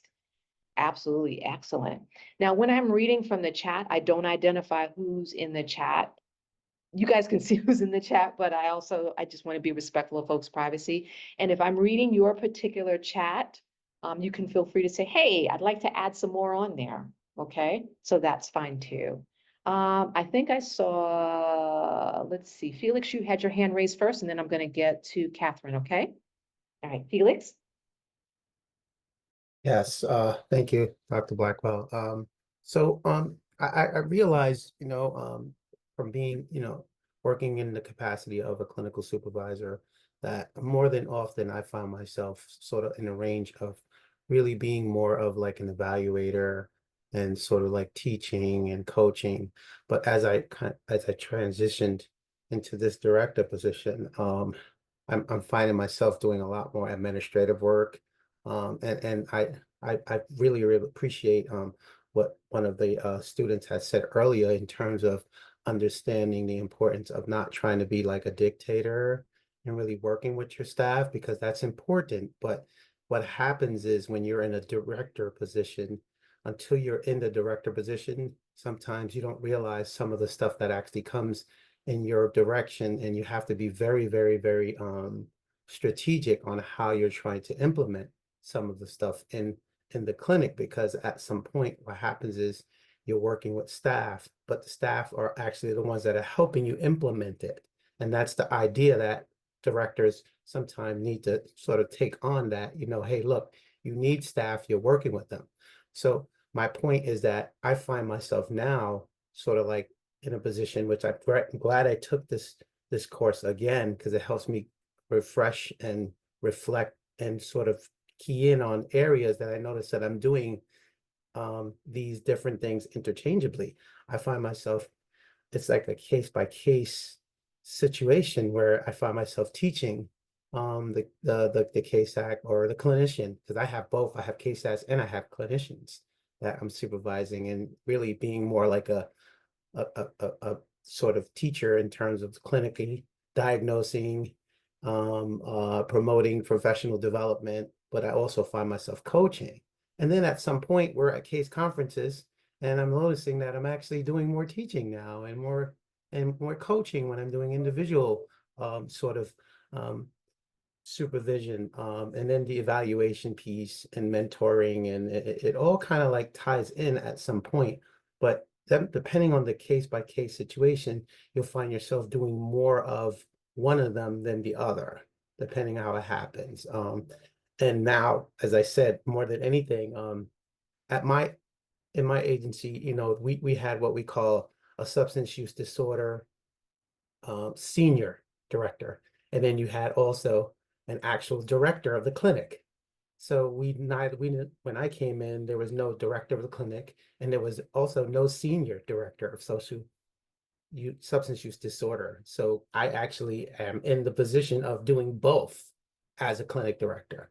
So what happens is I find myself doing a lot more consulting, because I'm the person that everybody in the whole agency goes to now about questions about OASAS, regulations and services, and how do we refer. So it's kind of very tangent in the sense of, it's tangible, because it's a lot of different hats that you wear that I'm wearing, but it's really case by case. I find myself in a situation, and I'm perfectly with accepting that I don't know everything. right? And there are certain things that might be asked of me in terms of the, oh, well, you're the consultant and you're the SUD expert. And I'm quite saying that, you know what, hey, I don't have that answer right now.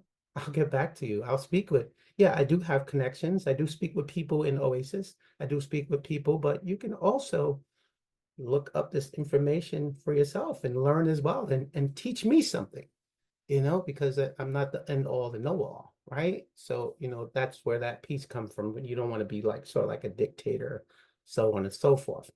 But you still have to have that accountability of you are the person to be able to always teaching, coaching, consulting, mentoring, and evaluating. And there's a lot of hats to wear for one person, right? So I use my team. I work with my team and we do the best we can. So that's where I am with those 1, 2, 3, 4, is it 5 acronyms? Yeah. I hope that was helpful. Yes, thank you. And, I ask these questions, these kind of Socratic questions to get folks thinking, but also it's not just about me telling you this information or processing this information. It's about you also learning from each other because we have different folks from different spaces, different points of their career, etc. And so it's important for everyone to kind of think about, oh, I heard that from such and such. Let me try that. Let me see where that can connect. Okay. Is it okay if I piggyback on something that you mentioned? So, of course, I set the disclaimer. Anything that I talk about, you don't even have to ask. We have a disclaimer that you can actually piggyback off it. okay, thank you. Sure. So when we talk about systems and we talk about agency systems and being thoughtful about communicating changes, organizational changes, etc., how we communicate is just as important as to what we communicate. Right? So when a change happens, an organizational change, a policy change, etc., right? When we're communicating that to staff, how we communicate it is just as important. Okay? There are some things that happen with an organization that we may not have a choice whether or not we want to make that change or not, right? It may feel like it's something that doesn't feel like it may be rooted in day-to-day practice, the change that may be required. It may be any number of things. But how do we communicate that to staff and help staff kind of navigate that and work through it is an important part of this as well. Okay? Because for some of us, as supervisors, as a clinical supervisor, you're in the middle. You're considered middle management, right? Potentially. You are the person who is dealing with upper management, senior management, and you're the person who's working with line staff, right? And figuring out how to navigate that relationship. And both ends of that relationship is also an important thing for you to continue to consider because it looks different in different organizations in different ways, etc. So that's also another component that we need to add on top of those roles, navigating systems and helping our supervisees to navigate those systems, even when there are times when they may not agree with what the system is putting out. Okay, as long as it's ethical. I'm not talking about ethical dilemmas. If it's a change that does not necessarily feel organic to the day-to-day practice, how do we navigate that? Because in that navigation, it can be talking about the change, but also figuring out how do we navigate it where the conversation can shift, because policies can shift backwards and forwards. Okay. So just wanted to be thoughtful around that. Catherine? Hi, I'm trying to remember what I was going to say because that actually, Felix's comment just kind of shifted it and shifted my thought process to remember, well, to being more aware that I am a new program director in this program. And, I've only been here, this is my 3rd week, but I'm seeing a lot of like policy, staffing, just changes that are going to have to be made. And I think I just want to be very mindful about how I go about that and how that is communicated. But the other piece, I think, just talking about these different roles, and also to what Zelda was saying, I would love to, continue to give my attention to documentation and mentoring and education, and I could do that over and over again and say the same thing over and over again. It's the staffing that drives me insane. That's it. Every day, the challenge of who is where and what is happening and who called out. The administrative piece, that administrative piece is what I'm trying to be aware of and mindful to not neglect or ignore, because I know I do not like it. So I'm trying to just give that the attention it needs. So that's what I wanted to say about roles. Thank you. Is it okay if I piggyback on that or comment? Yep. So when we think about the particular roles, right, we have a connection to particular roles or particular aspects of supervision, right? We feel connected to it. We may feel more comfortable in doing the administrative component. We may feel more comfortable doing the clinical component. We may feel more comfortable in all of them, you know, kind of thinking about, I know this is my comfort. My default is this, right? My default is this, but I know I need to pay attention or be attentive to this, is something that you know, awareness is the key. Like, I'm aware that my default is this, that's where I default, but I need to pay attention to this. And hopefully working with your supervisor to help you provide some support around that. Because the thing is that we can't do one without the other, right? We can have the best intentions of working with evidence-based practices, the teaching, etc. But we have to have staff in order to do that. Right? Folks have to come in, etc. We also need to be attentive to the larger contextual and cultural components, which can impact what we do too. So we may find ourselves in a culture that, you know, there needs to be maybe some shifts, there's some challenging stuff happening. How do we create a culture of, and that of can look different in different places and spaces, okay?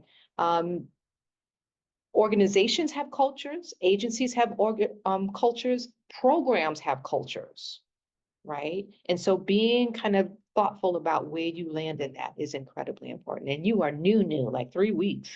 So congratulations on that, okay? And yes, when you come in, let's not take away from new supervision, right? And when I say new supervision, not just I am a new supervisor, but I am new to this organization as a supervisor, which are two different things, right? You could have been a supervisor in another organization, another agency, and things were very different there. And so I'm new to this system, and how do you figure out and navigate that system as well? So there's multiple layers to the context and cultural components which can impact your supervision. Okay, so thank you for that, Catherine. Would anyone else like to share their insights before we continue forward? Yeah, can you hear me? Absolutely. Great. Okay, I like to have meetings because I like to get the counselors and everybody together and let's go over what problems or what did you come up with this week and what we can do about it so that we don't, if you face it again, you already know what to do so that people don't make inappropriate mistakes like getting too close to the client. I have some of them and they seem to think that they and the client, they can go talk to them or do whatever they want to do. And you can't do that because you're supposed to be seen as the counselor. You're the one that they come to. You don't go to them unless you're trying to find out certain information that you need to try to help them. I also, you know, I like to also do individual counseling with them. So people may see me anywhere, you know, and they don't decide, oh, here she comes. Oh my God. To just see what they're doing, how they're doing it, if they need some help. If not, I don't open my mouth, you know, and I just go on and let them do it. And then we discuss this at our little meetings and see what's going on. That's only one meeting. You know, there are others, but that's just one. Thank you for that. Absolutely. Is it okay if I comment on something you mentioned? Yes. Okay, thank you. So the other thing that we need to include in this context, in this conversation, is the component of what do your supervisees think about supervision or supervisors? What has been their prior experience with supervisors? What has been their prior experience with supervisees? When you, supervision, excuse me. So when you come into a space, what folks think about supervision, think about supervisors, etc., can also be coming into the space. So their prior experience is also a part of this conversation as well. And we're going to be leaning into that when we talk about supervisory alliance, etc., because that's something you need to consider. Because when you come into the room, right, and folks are like, oh my gosh, what's happening?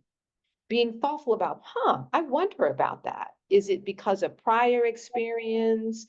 How do they see me, etc.? Because awareness is not just for our counselors, our supervisees, it's also our awareness as well of how we're presenting, how people may see us. And sometimes it's not about you, it's about the role that you represent, right? And so being thoughtful around that and people's prior experience with supervisors, because sometimes that comes into the room and you're not even aware of it. And the response that you may be receiving in that bi-directional conversation is not about you, it's about a prior experience that they may be bringing into the room that they may or may not be aware of.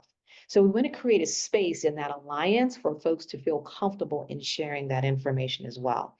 And you feeling comfortable to explore it. Okay, so thank you for that. Okay. So before we move to module 2, I wanted to create space for anyone who had a comment or an insight that they'd like to share on what we've been talking about as we close out module 1. Any thoughts or any food for thought folks would like to share, or questions they're thinking about and processing for themselves? Let me just check to make sure no one has their hand raised. Okay, looks like everybody is kind of still processing, thinking. This is just day 1. I would Yes. like to say something, and I want to hear from you. Sure. Because specific you mentioned about policy change. And first of all, like I see myself in everywhere, like as a teacher, consultant, evaluator, and something, because I'm working with around 11 people as a supervisor. And it's like based on their needs. And when there is a need, especially I focus more on the teaching part, and still I do the evaluation in 6 months annual, and still do consultancy whenever they need me to consult or something like that. So it's based on case by case. I see myself like in every domain. That's one thing.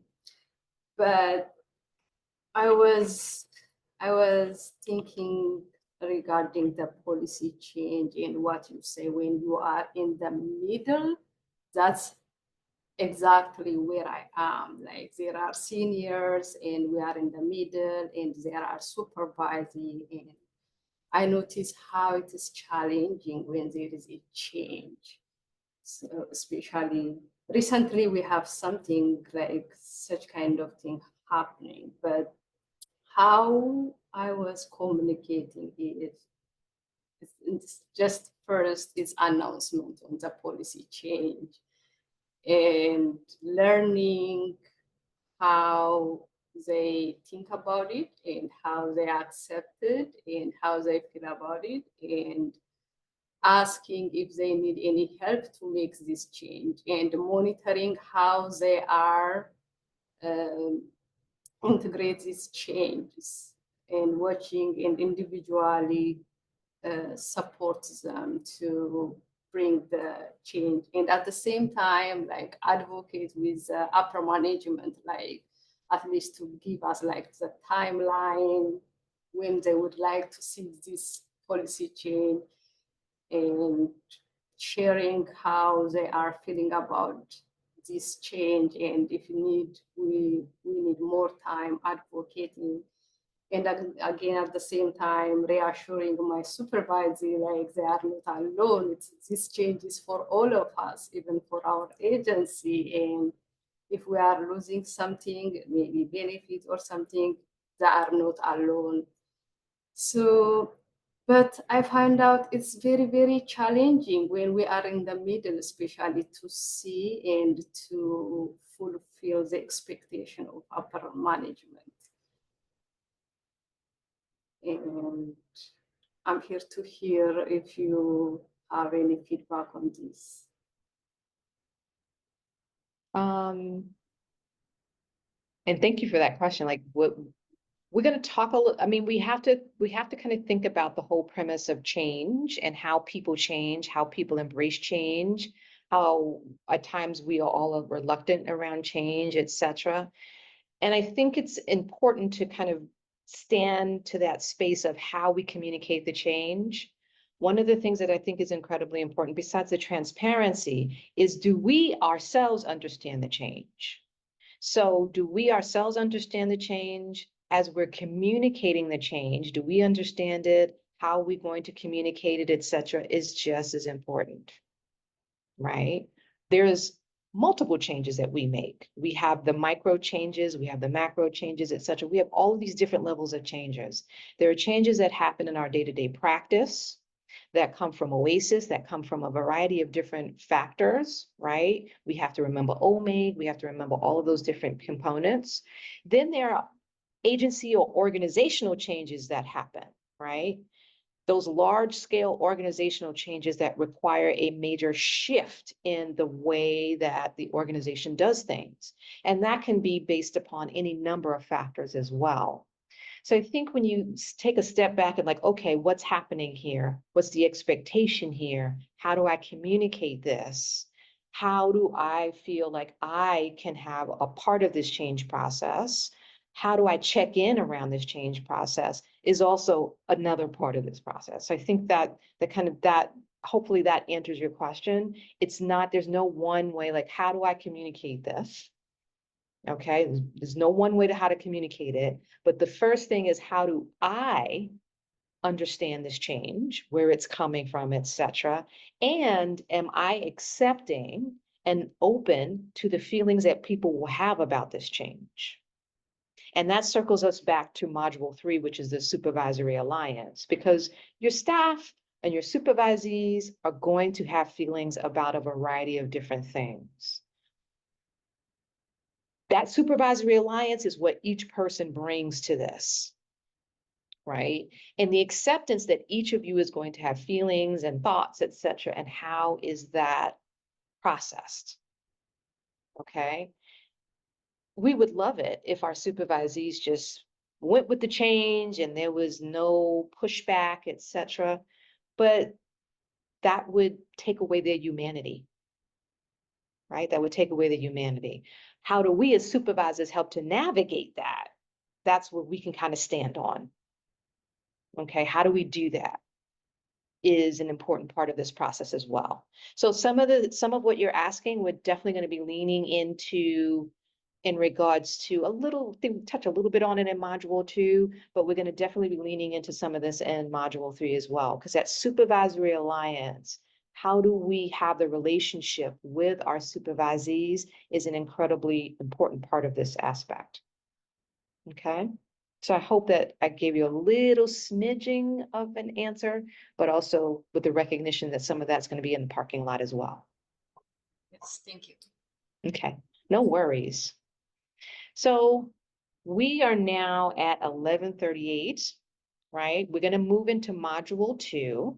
So what I'm going to say is, let's take a quick 5-minute, restroom break, coffee break, etc. And then we're going to come back and we're going to hit module 2 and finish out for today. Okay. So I'll see you in about, we can do 10 minutes actually. Instead of 5 minutes, let's do 10 minutes. Okay. All right. Thank you. Hello, everybody. So we're coming back and we are moving into module 2, So what we're going to be leaning into now is kind of thinking about your own personal model of supervision. So while we have been talking about supervision in a very globalized manner, right? The whole premise of supervision, part of that is having your own personal model or beginning to develop your own personal model of how you feel, what you kind of default to in regards to your supervision. So we're going to lean a bit into that, and you're going to have some, talk a little bit more about that, with the understanding that we still have 2 more days or 2 more opportunities to talk with each other, and remembering that not all of this is going to be figured out today, and it may not even be figured out by Thursday. It might be something that you're continuously looking at, okay? So we're going to be leading into module 2, so you can follow along in your participant workbook. And we're going to start talking about and processing the personal or a personal model of supervision. So I'm going to share my screen. Give me 1 second. Okay. So we're heading into a personal model of supervision, module 2, and the learning objectives for that are articulate or begin to articulate the characteristics of various clinical supervision models, which you did lean into for the online portion, right? You begin to lean into some of that information. Discuss the theoretical concepts upon which your own approach to clinical supervision is based, right? And beginning to define your own model of supervision. And this is on page, sorry, bending my head down, page 16. Yeah, page 16, okay? So beginning to define your own model of supervision. When we think about supervision, supervision should be evidence-based on some level, right? What are we utilizing when we come into that space? What are we utilizing to assist our supervisees, okay? Having some sort of basis on that or some sort of foundation is incredibly important. Thus the name of this course, Clinical Supervision Foundations, right? What's your foundational default when you're talking about your personal model of supervision? Now that can change. You can add different parameters to that, but what's your foundation in regards to how you conduct supervision? So can someone read this for me? A model is basically a plan where to go, followed by a method or a path for getting there. Thank you. And that was discussed in the online training. And this is Powell and Brodsky, which you will hear a number of times throughout our time together, because they really talk about the blended model of supervision, etc. And this was talked about in the online. And we'll connect some of those dots as we continue with our time together. Okay, so thank you for reading that. A model is basically a plan for where to go, followed by a method or a path to get there. And this is something that we lean into when we talk with our supervisees about working with clients, right? What's the plan? Where are you going? How are you getting there? Okay, how are you getting there? And then also evaluating the process along the way, right? It's that parallel process, okay? Would someone like to read this? If you don't know where you're going, any road will take you there. What are folks' thoughts about that anonymous quote?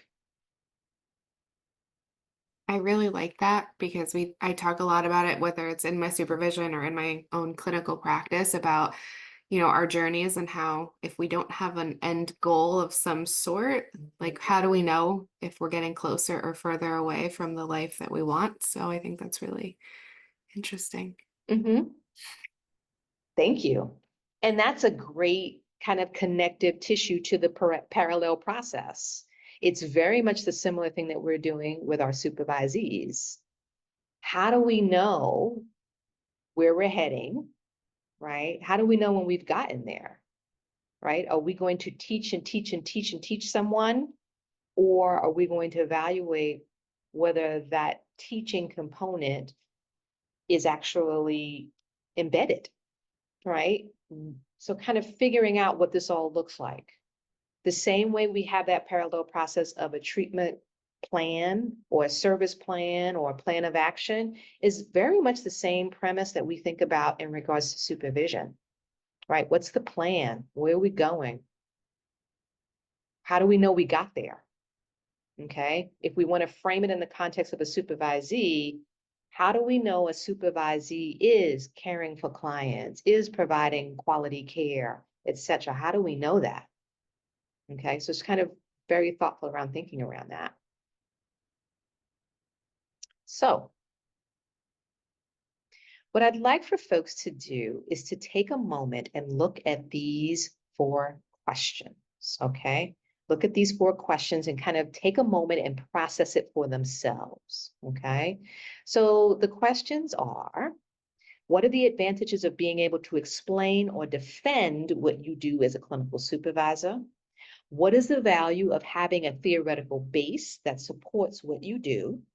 Who is accountable for clinical services? And how does having a supervisory model or standard protect the supervisor, which is you, or the agency? And I'd like for you to take 2 minutes to kind of think about that on your own. And then I'll carry you to the next step.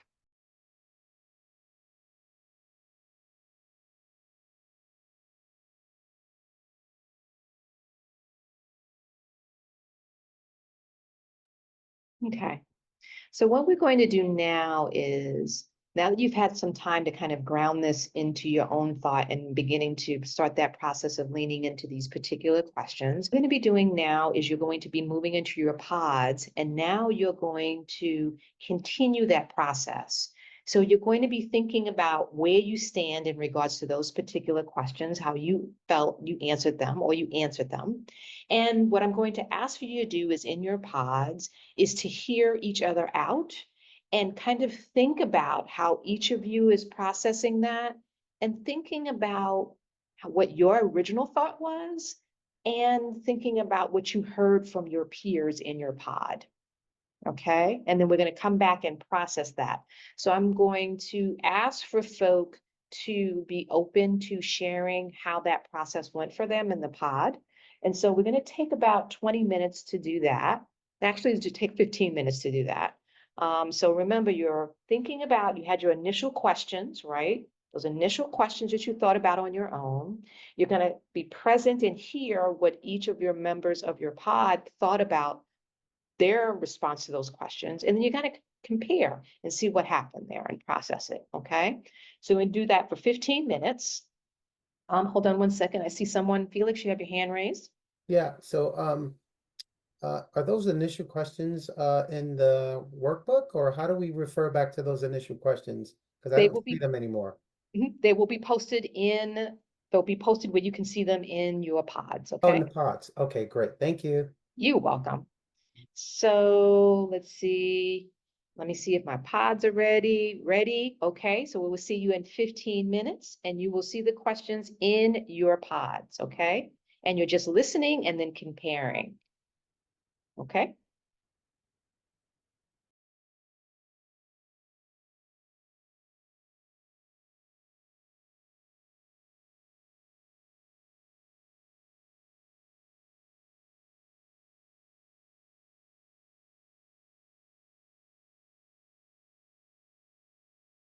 Okay, let me see if everyone's back. It looks like everyone is back. And let's continue our conversation. So what I'm going to do is I am going to share my screen because there is another part of this that we're going to lean into. You hopefully had an opportunity to think about the questions for a few moments and your answers, and think about how you answered them, and then you discuss them. And I'd like for you to begin to then process, how did your ideas about it change or influence how or what you were doing in supervision? Okay. So when you heard other folks' answers, when you kind of sussed through it, did anything change for you? Okay, so I'm going to go back to the questions. Okay, so when you had your answers and then you heard other folks' answers, anything shift for you at any given time? Okay, or influence what you thought? Okay, either expanded it, changed it, etc. And I'm going to open it up to anyone who'd like to answer. Yeah, totally. With the first question, the advantages that I were originally thinking about was that, well, first and foremost, I like to be confident about what I'm speaking of. So in order for me to articulate things clearly, I have to learn them, educate myself, and I guess put them into practice. And then Katie was talking about more, so I was making it more about me, that I'm confident and I know what I'm talking about. When Katie mentioned that, it's better to be able to explain what the material is or how to supervise teammates, employees. So it kind of shifted my perspective off of me onto them. Good. Or a little bit of both. Mm-hmm. Right? So it's you, because remember, we're talking about an alliance and we're building the stage for an alliance. So the alliance is two people, right? And so supervision is not just what we're doing, but how are we able to deconstruct it for our supervisees when they ask us questions, right? And what are they taking away from it? Right? Because our best laid plans could be shot to heck if our supervisees don't understand what those plans are.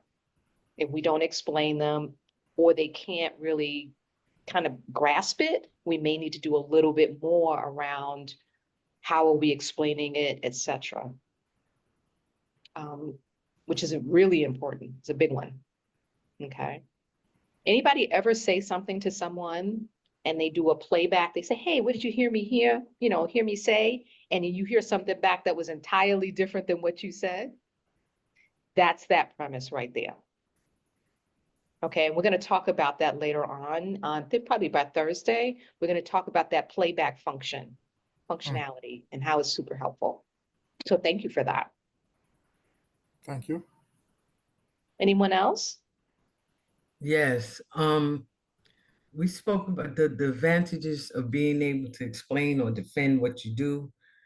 We kind of dropped the word defend, because it's like you did something wrong and now you have to, but in explaining, if you can explain what you're doing, why you're doing it,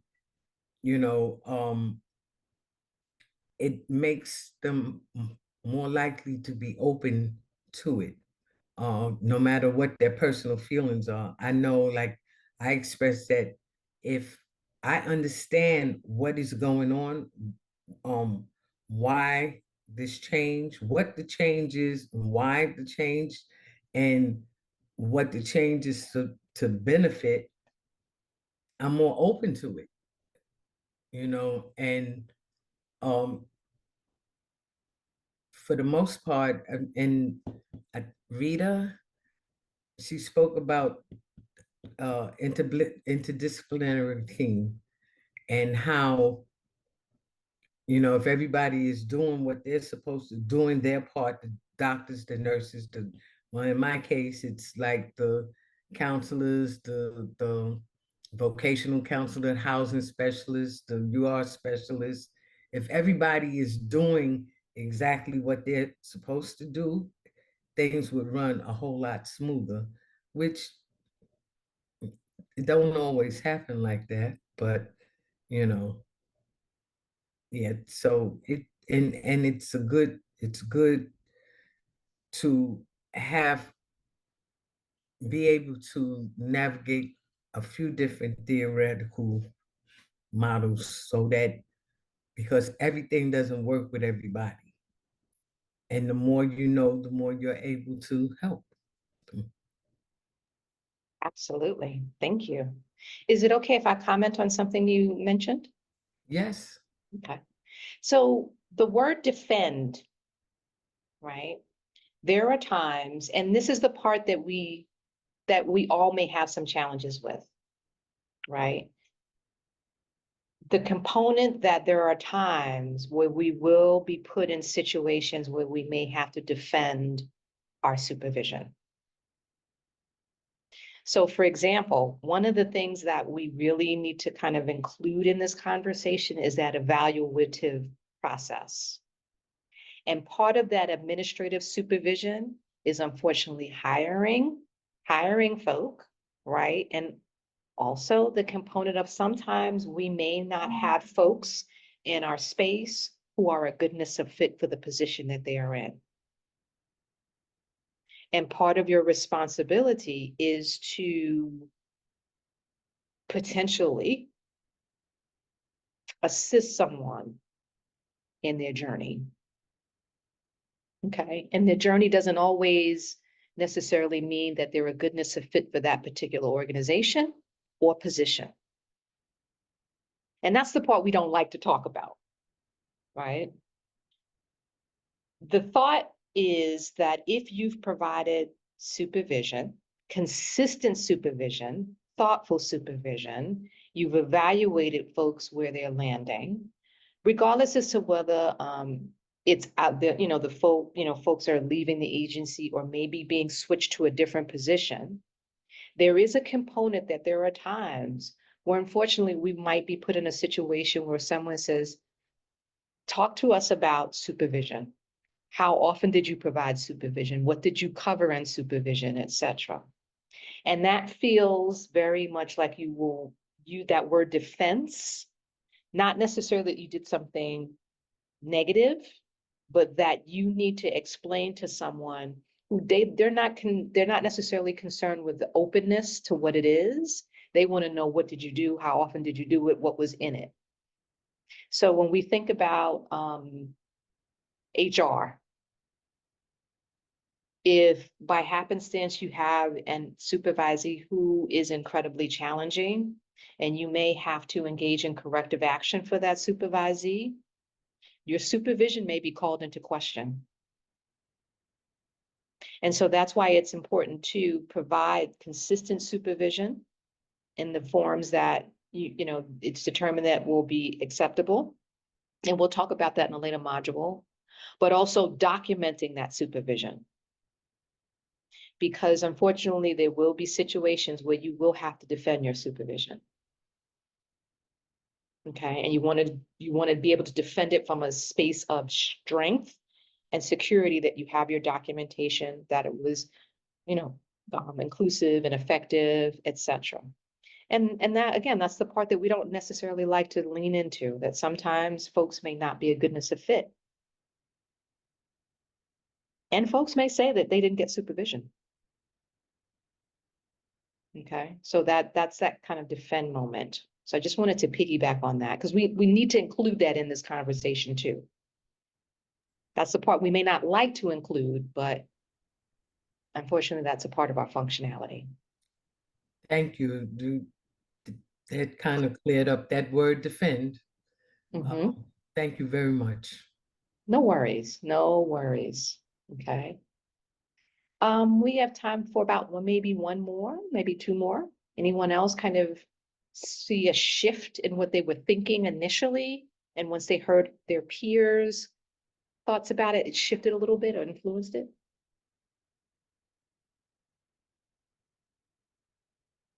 Okay. Well, continue to think about it, right? Because again, there's a lot of food for thought being put out there. Questions, Socratic questions, kind of, how do I think about this? What do I think about this, etc.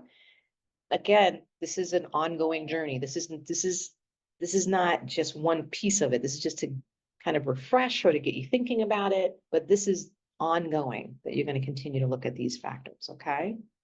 So we definitely want to lean into the advantages of being able to explain or defend your, what you do as a clinical supervisor. Is it helps to really protect you, protect the organization. It helps to have buy-in into regards to what you're doing in supervision. A position of strength, just in case something does happen. Right? Any variety of things can happen where you may be put in a position where you have to defend what you're doing as a clinical supervisor, and being, kind of having that position of strength, you feel more supported and more confident in what you're doing. Having a theoretical base helps to do that, right? You're basing what you're doing, or you're supporting what you're doing based upon a theory. Now, that doesn't mean that you have that one theory that's your default, that's your favorite theory or your favorite modality, etc. It doesn't mean that it can't change, that it can't be individualized, but you're starting with a personal model. You're beginning to think about what that may look like. And who's accountable for clinical services? Pretty much everybody, right? Everyone's accountable. And having a supervisory model or standard protects you and the organization because it's evidence-based. It is connected to standards, it's connected to structure, etc. And again, it's operating from a strength of protecting yourself as a supervisor and the organization at large. Okay, now you talked about this, or you saw this in the online component where it talked about the theoretical orientations in regards to supervision. And so you may have developed some sense of what is your basic, your favorite theory, your default, etc. So what we're going to do now is just really, I'm going to collapse them under 4 particular aspects here. And those models, while on your participant workbook, pages 17 to 29, all of the theories that you saw, 17 to 23, all of the theories that you saw can be collapsed under these 4 categories. Okay, so while you may have an individual theory, right, the 4 main categories, overarching categories are competency-based, treatment-based, developmental, and integrated. Okay, so competency-based is where the person is at this particular time in regards to their level of competency. The competency is directly related to their job requirements, right? Where they land. How do they do intakes? How do they know how to do intakes? Do they know how to assess? Do they know how to develop a treatment plan, etc.? What is their level of competency at this current time, their level of competency and knowledge? So the models or the theories that are engaged in that are where people are landing right now, their level of competency. Treatment-based models can look at a specific evidence-based treatment, right? So for example, CBT, etc. How are folks able to commit and therefore manifest or show or engage in that particular model with clients? Okay, so for example, anyone here ever been involved in a special project in their organization where, let's say, seeking safety? How many folks are doing that? Or they're familiar with it? I saw a couple of head nods. So seeking safety is an evidence-based practice. It's based in CBT, but it's really focused on folks who identify as women and addiction and trauma, right? And so folks don't just do seeking safety, they are trained to do seeking safety, right? And so in that training, once you receive the training, where you landed before you received that training would be very different than after you receive the training.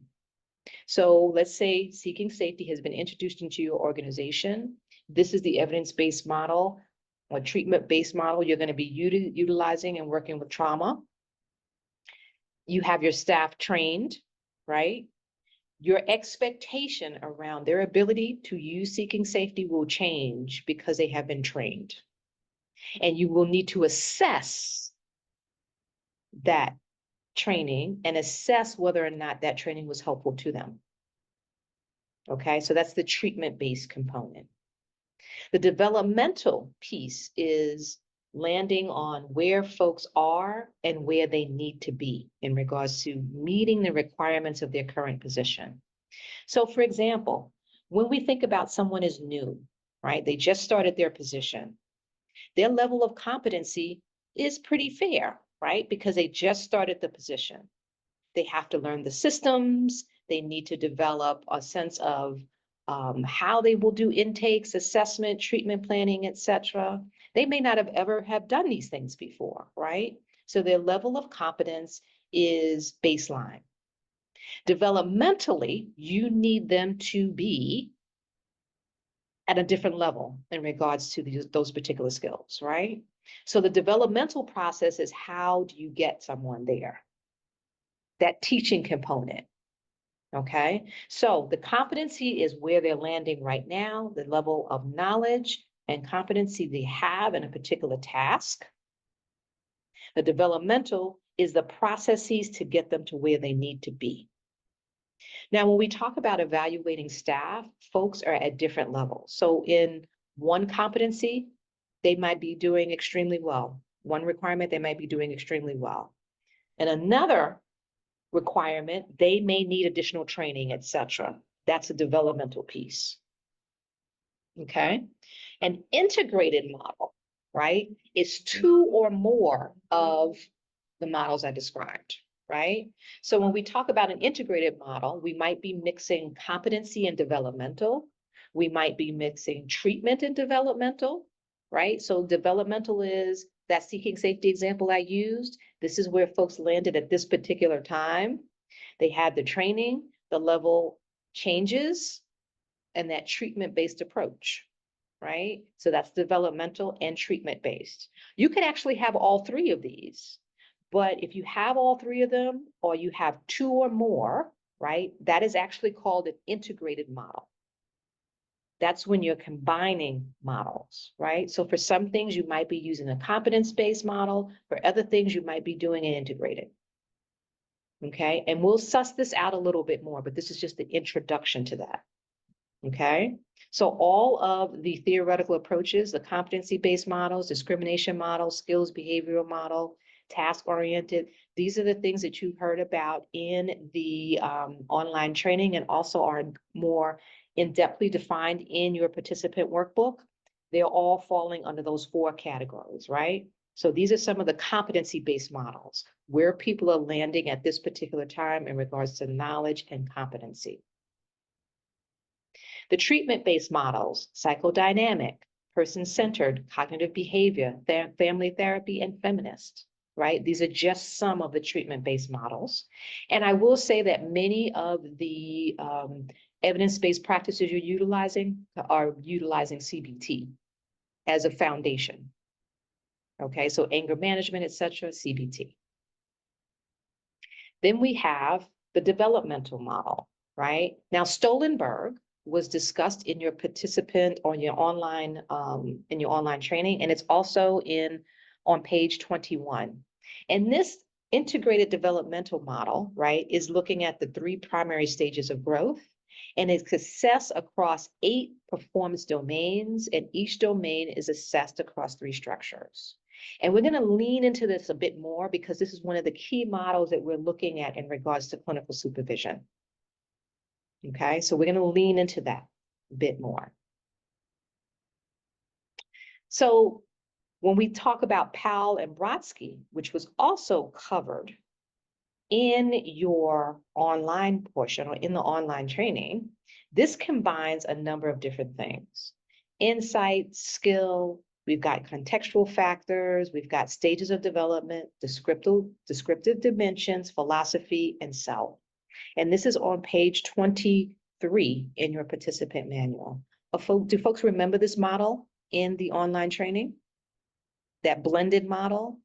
It also speaks to maybe the whole premise that we need to lean into that blended or integrated model of supervision, kind of being in that space so that we can pull from different sources as we're conducting supervision with our supervisees. Okay, because we have to evaluate when we're talking about supervision, we have to evaluate where people are, what they need, right? And then begin to put together our plan of action to help them meet those needs, whether they are professional growth opportunities, whether they are the requirements of their job, etc. Okay, so there is this component that when we talk about, we're always assessing where clients are, right? Throughout the process, that changes. Where clients started out is not where they ended, right? 1 month in, 2 months into treatment, there's shifts, right? It's the same thing with supervision, that parallel process. When we begin with our supervisees, they may be in one space in a variety of different things. It could be in regards to their job requirements, etc. It could even be identifying professional growth needs, right?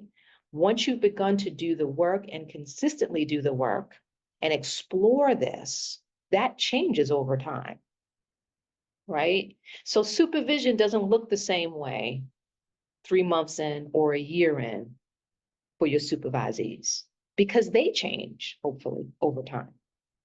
Okay, does that make sense to folk? I see some slight head nods, like I need to think about it a little bit more. But this is, when we think about our clients and we think about our supervisees, again, we go back to that parallel process. Our client, when they first came in, is in a different space than when they leave. Same thing with our supervisees. Okay. It's a constant evaluative process. So what I'm going to ask for you to do now is I'm going to ask for folks to think about this in regards to building out your supervision model. Because remember, we're just leaning into it. We're thinking about it, right? We're thinking about this. I'd like for you to lean into these questions for a few moments. And then I hopefully will have some folks volunteer to share what they processed in this. Okay, share what their answers were. Okay, so we have what model type am I most attracted to? What about the model is attractive? What are my foundational beliefs about the purpose of supervision, the key role of the supervisor, primary tasks of the supervisee, and methods I prefer to use in supervision? And these questions are located on page 24. Okay, so I'm going to give folks a couple of minutes, let's say about 5 minutes to kind of really process this for themselves. And then I'm going to open it up for folks to share what they feel comfortable in sharing with the larger group. Okay, so we have 5 minutes to process it. And then we'll come, we'll lean into this. You don't need to step away. I'm not going to send you into pods or anything. This is just really processing it on your own individually. So, is there anyone who feels comfortable in sharing how they process these questions for themselves?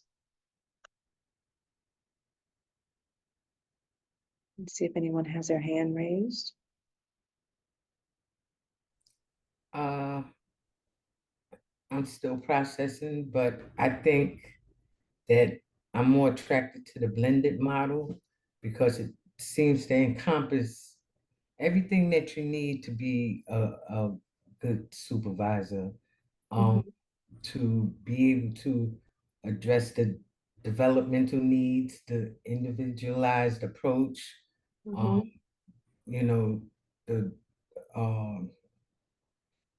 exploring the solutions and of whatever the situation is. It just seems like everything is kind of meshed in there. And I like I said, I think I would be leaning more towards a blended model. Okay, so that is so for Powell and Brodsky, they call it the blended model. But it's also the integrated model where it's got two or more of the other, like treatment based, it's got developmental, it's got a mixture of things. Okay, excellent. Would anyone else care to share? Yes, Felix, I see you. So I would like to say that the model that sort of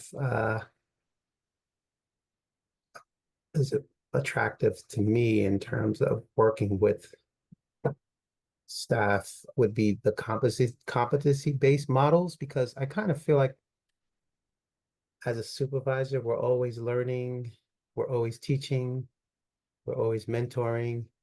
And I think the competency-based models sets well with that aspect,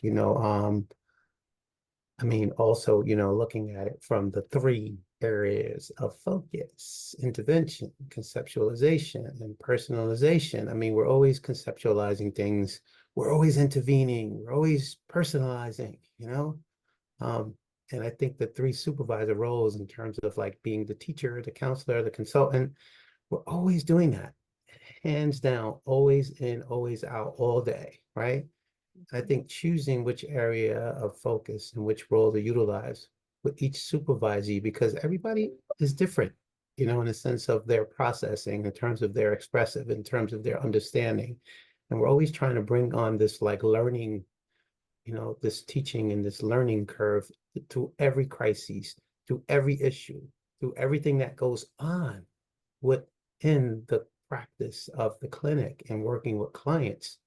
And it's very crucial to the success of the relationship and the progress of the supervisee as well. So I think that's definitely an area, like I'm looking at in terms of the competency models, but that discrimination model in particular, which is amazing, by Janine Bernard, it says. So that's basically, and that's why it's attracted to me. And that's why I find it to be something that can be useful. Excellent. Good. Other folk? Let's see if I'm missing anybody. I think somebody put something in the chat. Let me just check for a second. Someone put in, when I echo the attractiveness of the blended model. Okay, I do find myself leaning towards the skills and behavior approach and the CBT approach and the integrated developmental model. Wow, okay. That's all of that specifically. Okay, got it. Thank you for that. Here's the thing with this. Part of this opportunity, part of this kind of training space or learning space is, if you hadn't thought about it before, now you're thinking about it now. And that's okay if you're still kind of sussing through which one that might be your default, because this process is a developing of a personal model, right? Doesn't mean at the end of this, you're going to have a personal model. It's thinking about it in a way that is very critical and reflective. And so you're getting this information through the online and this platform, and you're beginning to process this and thinking about, this is how I'm conducting supervision, or this is what my foundation is, or this is what I'd like it to be, and continuing to look at that process. Okay, so it's just food for thought. Okay, so you don't have to have the answers to any of this by the end of this opportunity. This is about beginning to think about it really critically and reflectively. Okay, so I just want to make sure I didn't miss anybody before I kind of end for today. Did anyone else want to comment? Make sure I didn't miss anybody. Looks like no, but hold on, somebody put something in the chat. Someone mentioned that they like the integrated model more over the solution-oriented model. So they're leaning into not just the kind of large overarching principles, but a specific model. I'm attracted to it because it builds upon strengths and gives the supervisee and the supervisor a common goal. Excellent. Good stuff. Excellent, excellent, excellent. I love it. Okay, so here's the thing. You're going to continue to add elements to this, right? You're going to continue to add elements to your model as we move through this learning opportunity. Because remember, we still got 2 more days, right? So you're just beginning to process it. You'll review the material. You'll lean into it a bit more. And so this may shift. This may look a little different, but it's okay. It's a process, okay? So what we're going to be doing next when we meet tomorrow at 9 o'clock, we're going to be leaning into the Supervisory Alliance. Okay, we're going to be really leaning heavily into that. So that's module 3, and we'll be leaning in that tomorrow morning. And we're going to start like moving pretty quickly. What I'd like to do is create space or leave space for folks to kind of think about for a moment what we talked about today, what we covered today, whether it was through what you saw on the slide deck, what you read in the participant workbook, or your thoughts about the different things that folks brought to this space today.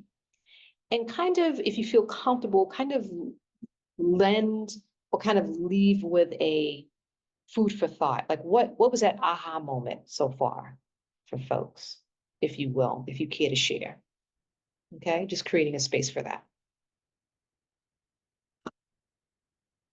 So what was our aha moment for today? I'll share. My thought was just reviewing this, how intensive and time consuming good supervision is. And that it's a great reminder to delegate if it's not my job. So I need to focus on, I think, the clinical supervision, the administrative tasks, and just remembering that. I think when you gave me some clarity on that, the defending, it kind of brought to light a lot of the things that I've actually seen and, witnessed and a few times been a part of, throughout my career. So it just kind of brought things back to the forefront.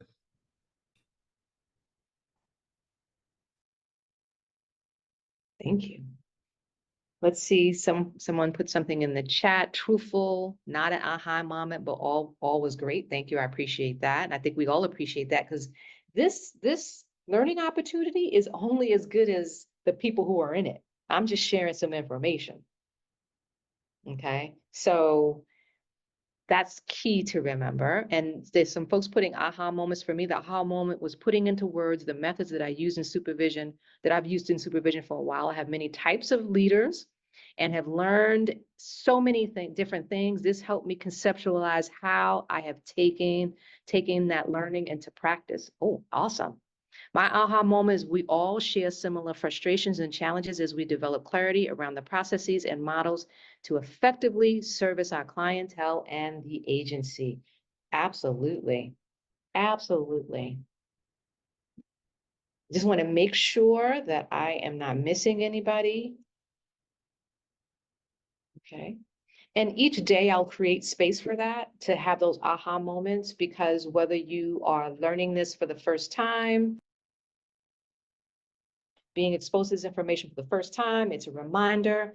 There's always something that catches your eye, whether it's the information or something that one of your colleagues shared, whether it's in the large group conversation or the pod conversation. So we still have quite a bit more time together. And so we're going to wrap up for today. Oh, someone's for me said it was okay not knowing all the answers. Absolutely. Absolutely. As supervisors, not necessarily buying into that whole premise that we are experts, that we can actually create a space where we can learn with our supervisee together. So one of those key pieces, before I wind down, is the OASAS regulations. That's the one that popped in my head. If asked a question about OASAS regulations or why we're doing a particular thing, I, in the past, have pulled out those regs and we look at the regs together. Right? So then it's like, oh, it's not you saying that. This is coming from the larger accrediting body that's saying this, right? Or, oh, now I understand it. Oh, or we need more training around this.